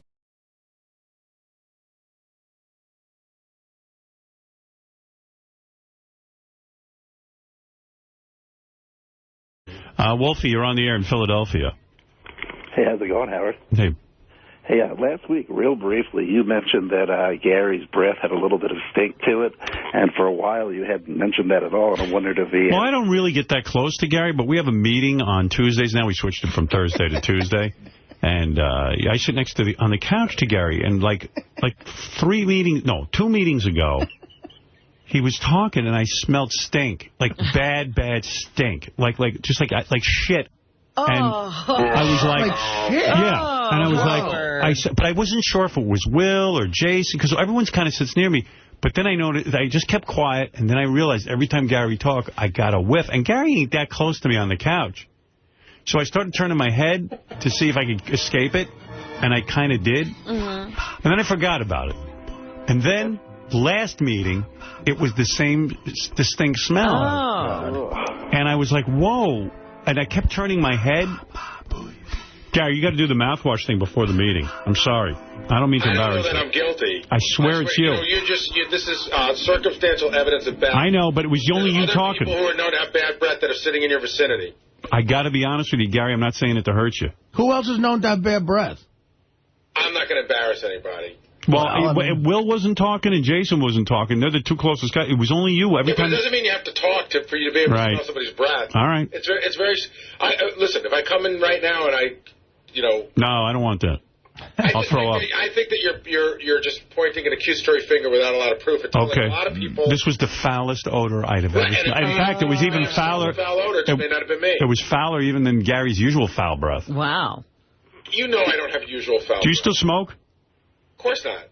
You don't? No. Oh. Seriously? Or No, seriously. Oh, maybe you need to. I haven't seen him have a cigarette in a long time. I don't know. I'm trying to figure out. You're advising him to smoke. I know that it was Gary, but I understand he's embarrassed. You don't know that. That's the whole point. Yeah, it was you. You have a feeling. It was you, Is there Gary. any chance it was J.D.? Because No, J.D. sits far away from me. What about Richard not brushing his teeth? See, Richard's like all the way on the other side of the room. He's not even near me. Maybe. Richard has to have bad breath going If it wasn't Gary, it either had to be Will, who wasn't even that close to me because he had a cold and I made him leave the room. And then Jason was sort of close to me, but it was every time Gary spoke. So why would I blame Jason? But see, that's already, every time I spoke. Yeah, I'm pretty sure it was you. I got 99% proof. So it wasn't stale mouth, it was shit mouth? Yeah. It was the worst thing I ever smelled in my life.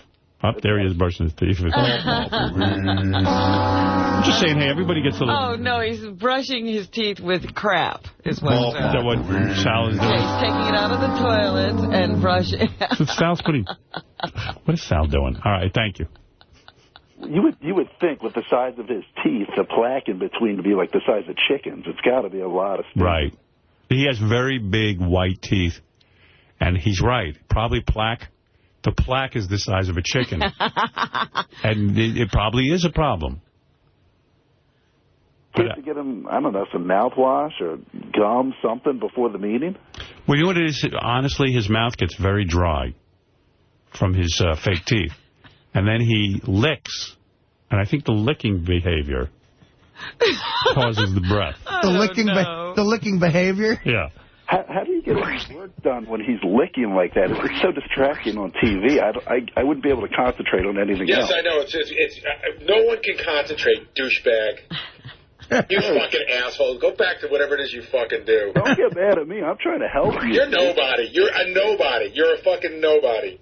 I didn't claim to be anybody, but I don't lick my Wolf. teeth and I don't have bad breath. Oh, this is Wolf? Yeah. Oh, he's a regular caller, nobody.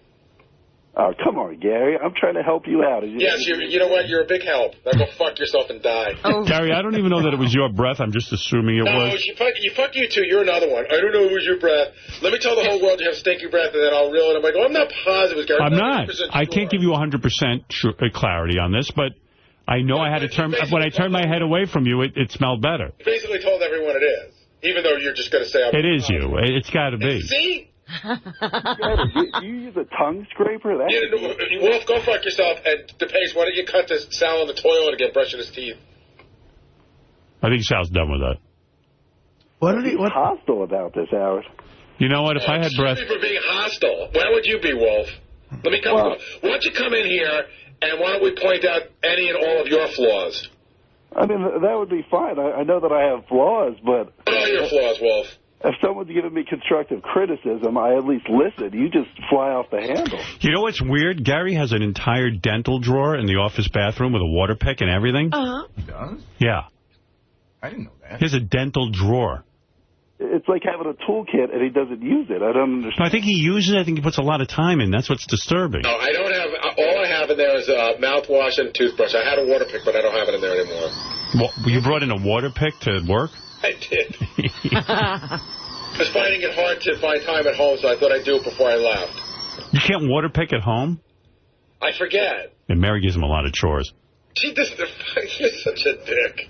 You have enough time to so many chores he can't water pick? Mary, please, give me 5 minutes to water pick before I bathe the boys. I hope he's not still bathing those boys. They're pretty big. I don't get a minute to water pick. If he broke his mouth out into sections and just did a section at a time. You think he needs a grid? Those are called quadrants, not grids. You're saying break the teeth into quadrants. Yeah, like bottom left, bottom right. So do bottom left, let's say, early in the morning, bottom right here. I see. But then bottom left will get dirty in the meantime again. Right. That's a big bottom left. His water pick was like the size of a fire hose. No. Come on, Robin, don't laugh at that. Stop it. There's got to be a mouth. Here comes the fire department, boy. Time for water pick. Spray him now. 5 men hold You ever see water. the videos of black people in the South getting sprayed by a hose by white devils? Those are funny. Yeah. But do you know, every time they take out the hose, you got to have like 5 firemen holding the hose. How many people have to hold? Oh, that's right. There's always 8 firemen. You see Jason and Will behind with the hose of the water pick. We're having a meeting today. I'm thinking of wearing a gas mask. Imagine I walked in. I was thinking maybe while we do the meeting, I could just sit in here and do it over this little microphone. Oh, okay. And we'll see if the stench is still there. Yeah, let me test that today. Gary's being nice and not saying who else is known for bad breath. You fucking know who. Don't. You know what? I know one person, and Well, it is embarrassing to say. He's got to be saying Jason, because Jason was the only other guy near me. Okay. No. It's definitely not Jason. It was Jason and Will. Listen, I don't know any way Richard couldn't have bad breath. If he doesn't, he's got the best genes. Artie, in defense of Richard, he's so far away from me, I wouldn't even be able to smell him. I wouldn't let him near me. Maybe you are smelling him from there. Well, maybe. But it was every time Gary was like, both, and then, what do you think of Cyndi Lauper's again? And then I go, whoa. Maybe Cyndi Lauper stinks so bad as a guest. Maybe he was trying to send me a subtle message.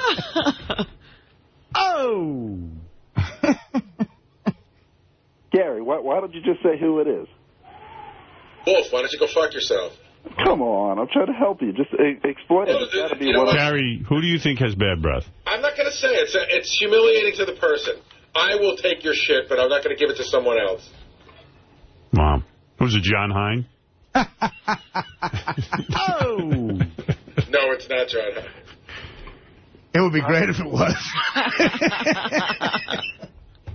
I have friends who have really bad breath, and I always wonder why their wives don't say something, because their wives, maybe they're immune to the smell. Yeah, I think sometimes it's a chemistry thing. Mm. And the wives, because wives like it. Mary doesn't ever complain about Gary's breath. No. That can't be true. And you know what? Not only does Mary not complain about my breath, no one I've ever dated has ever complained about my breath. Really? Because when you get to know a girl well enough, there's been times when a girl has told me, like in the morning or something, listen, once or twice, maybe, somebody will say something, but it's not a habitual thing. What the fuck is that? That is not flattering. I just did a close-up on Gary. Wow. Gary's upset. All right, Where'd that camera come from? Gary, I don't even know that it was you, but just a little mouthwash before the meeting. Just fucking don't even. I don't want to embarrass you. Just finish your conversation. Don't reel it in. All right. You've already laid it out there, so it's fine. Does he get worse throughout the day, Howard? Or Yes. like first thing in the morning? I think that's what happens. Richard, smell Gary's breath right now and tell me if it's bad. Honestly, be honest about it, though. Who are you asking? Richard's the one that's going to be... Well, Richard's right there. Go ahead. I'll be honest, I swear. All right, go ahead. They'll smell each other's breath. Are you serious? Richard used to sleep with chickens. Richard, seriously? I'm just kidding. It was bad, but not that bad. How bad is it? Seriously. On a scale of 1 to 10, 10 being like pure... It's musty. It's like an old closet, kind of. Howard, why don't you just do an impromptu lineup? Bring in everybody from that back office. Have a person that we consider honest, maybe like... All I know is in the meeting there was something wafting in the air, and I don't know. I blamed it on Gary, but maybe it wasn't. Yeah, sometimes that happens where, you know, like you just attribute a smell to somebody. It may not have been. You know, it could have been somebody sitting behind us. Could have been, but there's a wall behind us. Oh, and a wall stops that. The wall, it's not a fucking wall that isn't open. No, I mean, the closest person is about 10 feet. No, it's not at all. Look where the couch is and look where Fred sits. It's about 10 feet. Howard, do you want me to fucking embarrass you right now and come and tell you that that's not even 4 feet? I'll bet you it's 10 feet. I'll bet you you're wrong. What's Measure 10 feet? From where I sit on the couch back to Fred's chair. About 4 feet. More. Is it? Yeah, absolutely more. It's 4 feet from where my head is all the way to the back. It's probably minimal 8 feet. What are you talking about? All the way to the wall? Where Fred is sitting. Look, if I sit over there, Fred, hold that tape measure. Here we go. This is where Howard sits. All right. Yeah, go ahead. Okay. Go ahead and put it where my head is, not the back of the couch. Well, your head would be like right there. How many feet, Gar? What's 88 inches? 10 feet. Well, no, it is. 72 is... 7 feet. Yeah, 7 feet. 7 feet. 6.5. And by the way, you see where you're holding it? That's not where I sit. That's not where my head is. Where you sit, Howard? I sit right at the edge there. Right here. Because I'm craning my neck to get away from you. That's even closer. No. Sorry, Gary, 7 feet. I was a little more right on than you. And I usually sit a little further back here. So yeah, exactly. I'm more like 8 feet. It's probably 8 to 9 feet. It's 88 inches is 7 feet 4 inches. Anybody over there, how close are they over there? Talking about, what about... I turn my head in that direction to get away from the smell, so it's no one over on that side. It's somewhere from where you're sitting. Whatever. Howard, this is like the Kennedy assassination. Is there a grassy knoll in there? You'll never know because you'll never see it, douchebag. There was additional bad breath coming from a grassy knoll. I don't know that it was you. Honestly, I'm not trying to appease you. You know what? Just shut up already. Because you know what? It's you're being a jerk. Somebody had bad breath, and it was either you or Jason. Wow. Why does it have to be me or Jason? Why could it come from anywhere? We're in a room of 50. Breath can travel that far? Yes, we're in a room of 50 fucking people. All right. Maybe all the bad breaths commingled, and that's why. But why would it only come when you're talking? I don't know. That's what you have in your fucking nutty brain. That doesn't mean... No, you're talking and I smell bad breath. Well, then I must have bad breath. That's what I'm saying. That was the conclusion I drew. His mouth is such an empty cavity. He could probably push stink across the room, even if it's someone else's breath. Although Benji sits pretty close to me. Could be Benji. Could be. And there's people that sit behind you over there. But, that's where you turn to get the good air. Yeah. I forgot. Sorry. Yeah. No, I've eliminated that side of the room. It could be Benji, because we established Benji doesn't stink, but his clothes sometimes might. Yeah. Well, it could be his clothes I'm smelling. How do you know someone doesn't have dog shit on their foot? 2 weeks in a row? I don't know. Unlikely.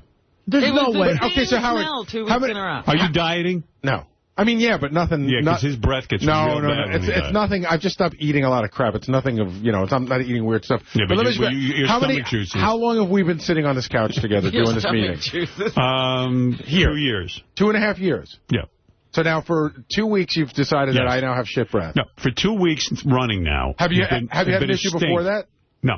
Okay, just checking. No, I'm telling you that it's only been for 2 weeks, so it could be a temporary thing. Have you done something different in the last 2 weeks? No. All right. I don't know, man. I'm just telling you, the last 2 weeks I've had a bad experience. Me too. At the meeting. I'm having a bad experience. All right. Gary, have you ever officially been diagnosed with halitosis? No, because I don't have it, douchebag.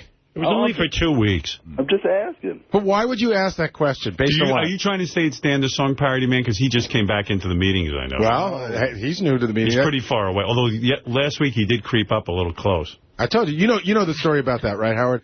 We put a line on the floor. Because what happens is we notice that as the meeting goes on, Dan creeps up about 7 or 8 feet.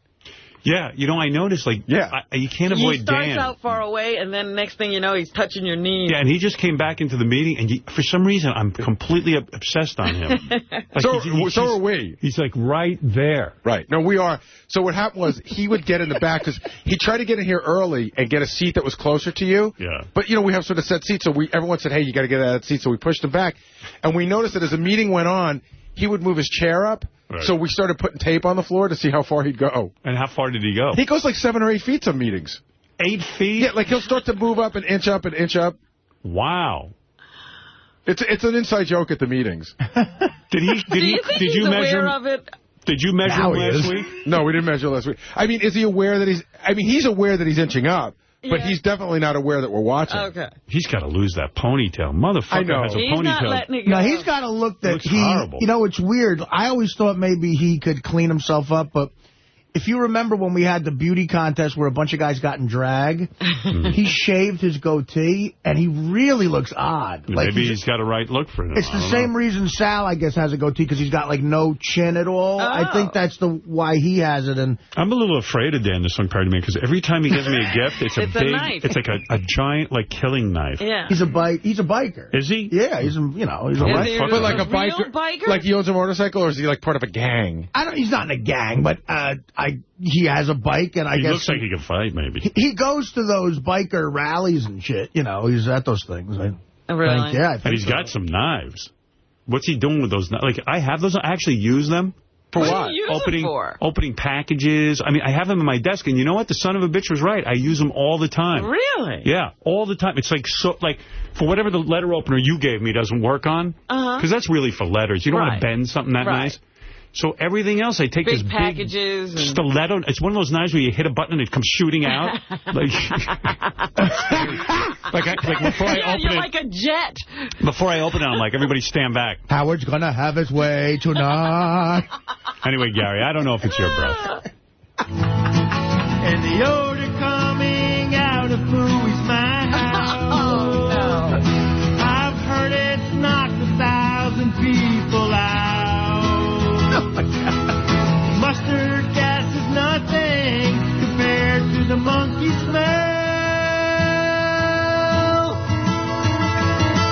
Baba Booey's breath is gross and sickening. Baba Booey's breath is gross and sickening. It's not even a good rhyme to the back. It's Marty Aversa. Aversa? I don't know. It's one of those names. Is that the Rocky Mountain, Colorado, right? Right.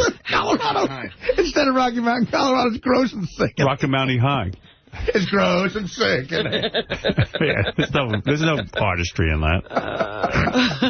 I just want to insult you to music. Gary, I love you. I do love Gary. Gary, get that cleaned up. You're in a professional work environment. Yeah. Just, a little mouthwash, that's all. Use that water pick. Little common courtesy, that's all it takes. Quadrants. Thank you. This is a professional work environment. We just measured to see how far breath goes. Yeah, it's real professional. Yeah, we got the Environmental Protection Agency in here. All right, Wolfie, thank you.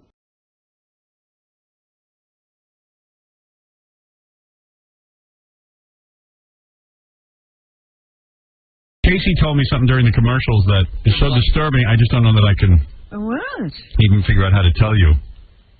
He must want you. He comes in and he says to me... He must want you to. I could say it this way, okay. I'm just trying to clean it up for the radio, because... What happened now? He says,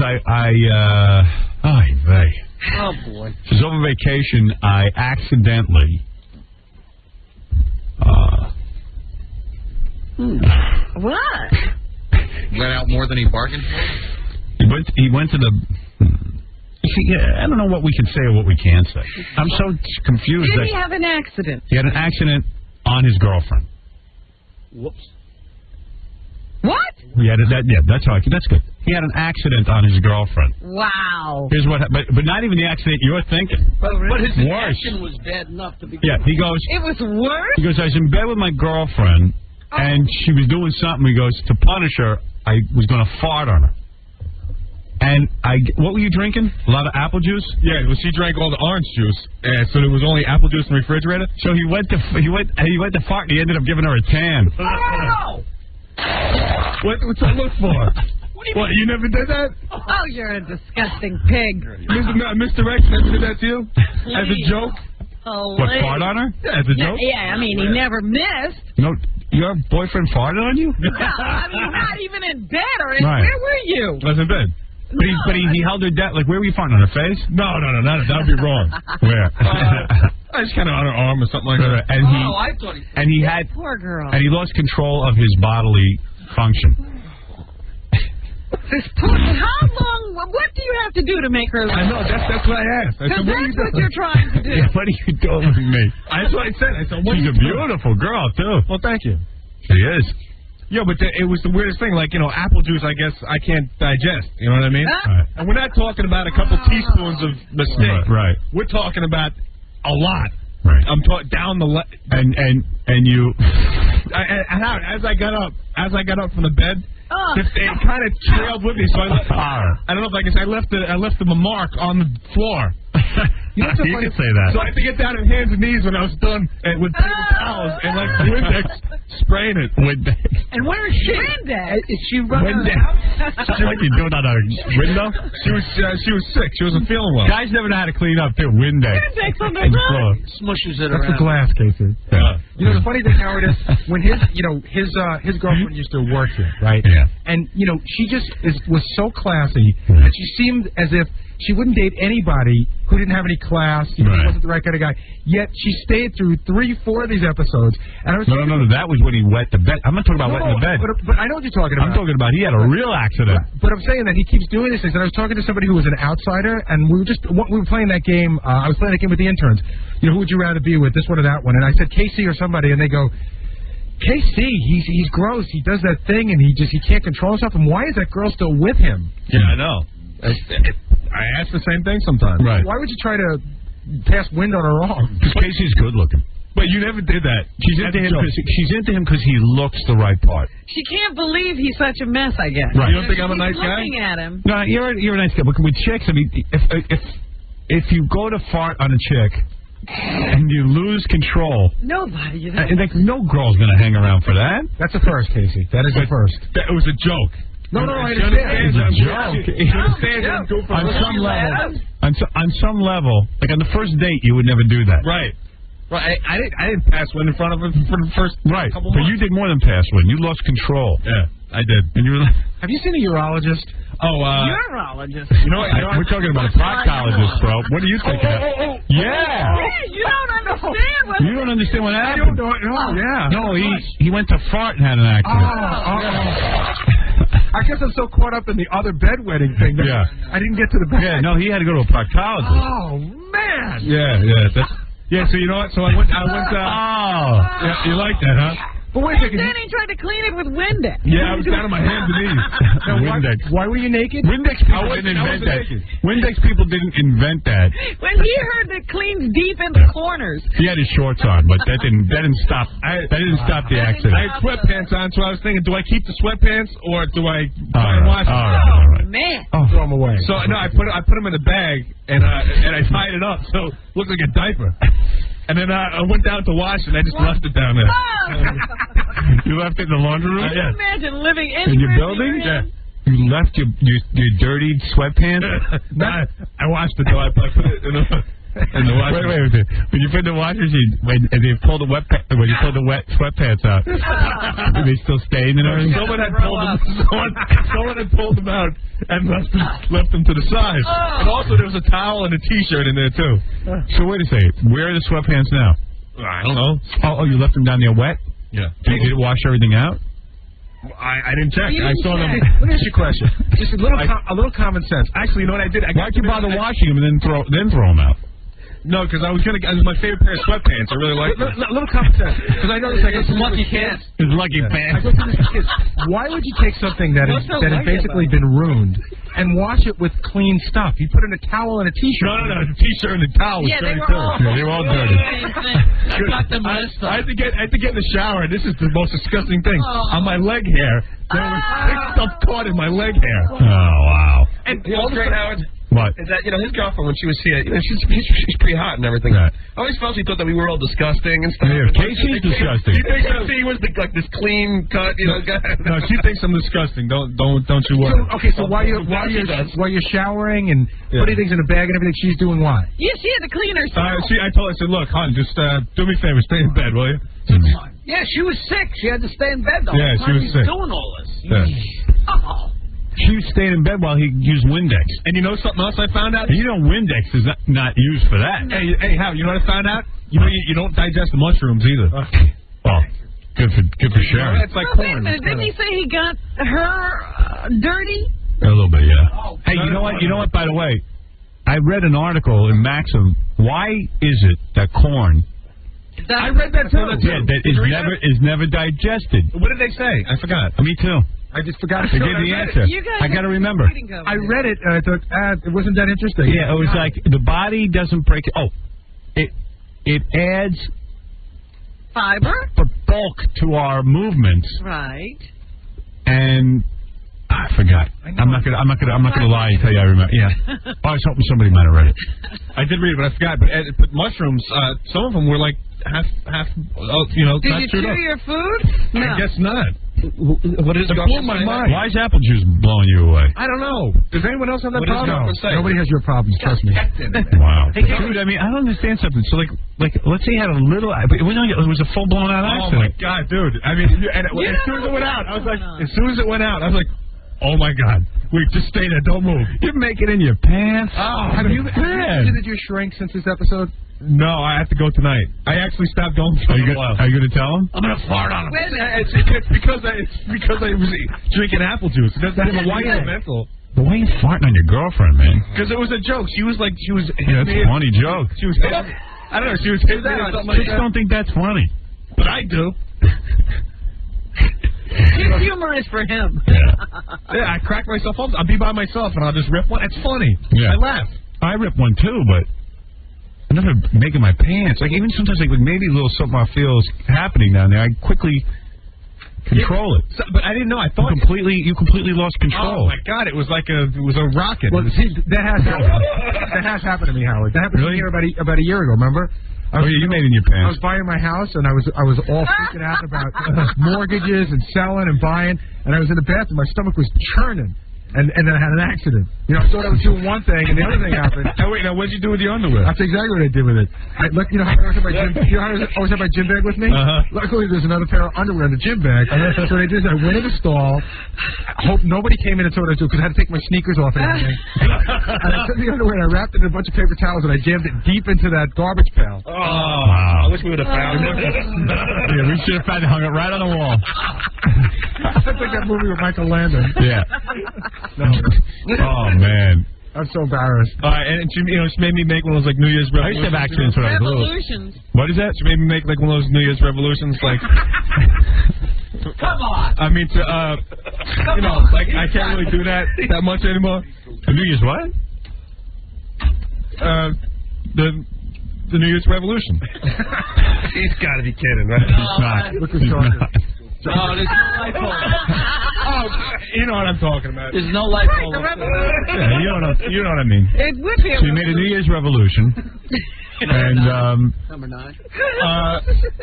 So you know how that I'm not gonna goof around that much anymore. You know how he knows that kidding about that, Howard? Because he doesn't even know what he's getting the angry look. Yeah. Because he knows he did something wrong, but he doesn't know what it is. No. Come on. So what do you do? What do you do every year? You make a what? No, I know. I screwed up. It's a what is it? Prostitution. It's a New Year's resolution. Resolution. There you go. Come on, give a break and hit him after the 6th or 7th time. Yeah, but Right. Wow. You're dumber than I thought. Yeah, but but apple juice doesn't make you do that. Change the subject. His girlfriend likes a big, good-looking dumb and incontinent. Yeah. What? Apple juice is supposed to make you constipated, no? No. Any juice or any vegetables or fruits. Screws up your vocabulary. No, but apple juice is the only one that does it to me. Apple juice. Apple juice, man. Yeah, well, maybe you ought to lay off it. Well, you know, How much did you drink? I used to have accidents. I used to have accidents sometimes, like in my underpants when I was like in kindergarten. Like in kindergarten, I remember I didn't want to use the bathroom at the kindergarten, and I knew I had to move my bowels. And then like I remember. So you'd rather go on your. Well, I remember like I kind of went in my pants, and I went in the bathroom and I looked in my underwear and everything was in there. And I just sat in it all day.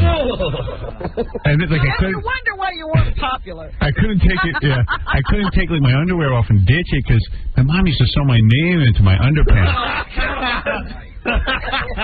So you know. Howard Stern. These are the underwear up. Yeah. But it just like it became mortar after a while, like in my underwear.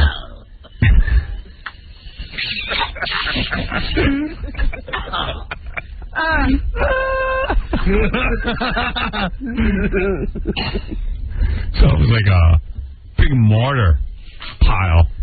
But then, like, even sometimes I got a little older. I'm a little action. Little older. What's a little older? 17, 18. Oh, yeah, racing stripe here. Oh, my. Yeah, I got racing stripes. Not a trail in the room. Now I'm pretty good, though. I don't have that many accidents. I get the itchy underwear a lot. Yeah, well, you have a whole issue. Can I just remind you of the greatest story of all time? Our very own Ronnie, the limo driver, had a similar accident while he was driving, and he didn't know what to do. So he tossed his underwear out the window. He went into Central Park and threw it in a tree. I know. I remember that. That's nothing. He's got a friend. I know I've told this story on there, but it's worth telling again. He's got a friend who's a limo driver. The guy, and limo drivers have, God bless them, they have a hard time. Cab drivers, they have to go to the bathroom. Here in New York, you see cab drivers open the door and just, whiz right out the door.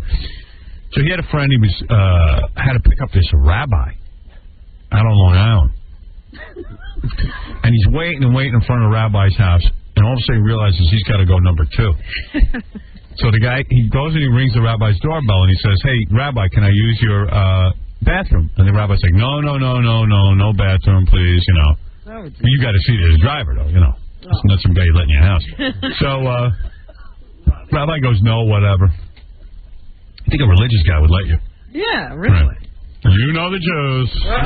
For religion. So anyway, he goes back in the car. He's like, "I don't know what I'm going to do. So in real emergencies, in his trunk, he keeps a cardboard box. So he gets the cardboard box. He goes into the back of the limo. And he's in front of somebody's house. Yeah, and he gets in there and he goes in the cardboard box. Listen to this. Now, when you go to the bathroom... Wait a minute, does he have, the rest of the stuff he needs? I don't know. Forget, he just had to go. It didn't matter. The whole kit, you mean? Yeah, like papers and stuff. Whatever. So, when you go to the bathroom, just a regular bathroom, the whole bathroom stinks. All of a sudden, he's in the middle of going in the box. The rabbi's knocking on the glass. He's in the car. He wants to get in the car. He grabs his box, pulls his pants up, gets out, goes, "Oh, Rabbi, let me open the door for you." Opens the door to the rabbi. The guy is dying. It stinks. So meanwhile, he had it he didn't even get the box back in the trunk. He closed the trunk, brings the box up front with him. Now he threw the box out the window. Isn't that a great story? That's awesome. The rabbi's back there in the sink. Hey, was he done now? Yeah. He was kind of done, but it was rushed. Jeez. Yeah. Where's the worst places you ever went? My girlfriend. Hey, honey, I love you.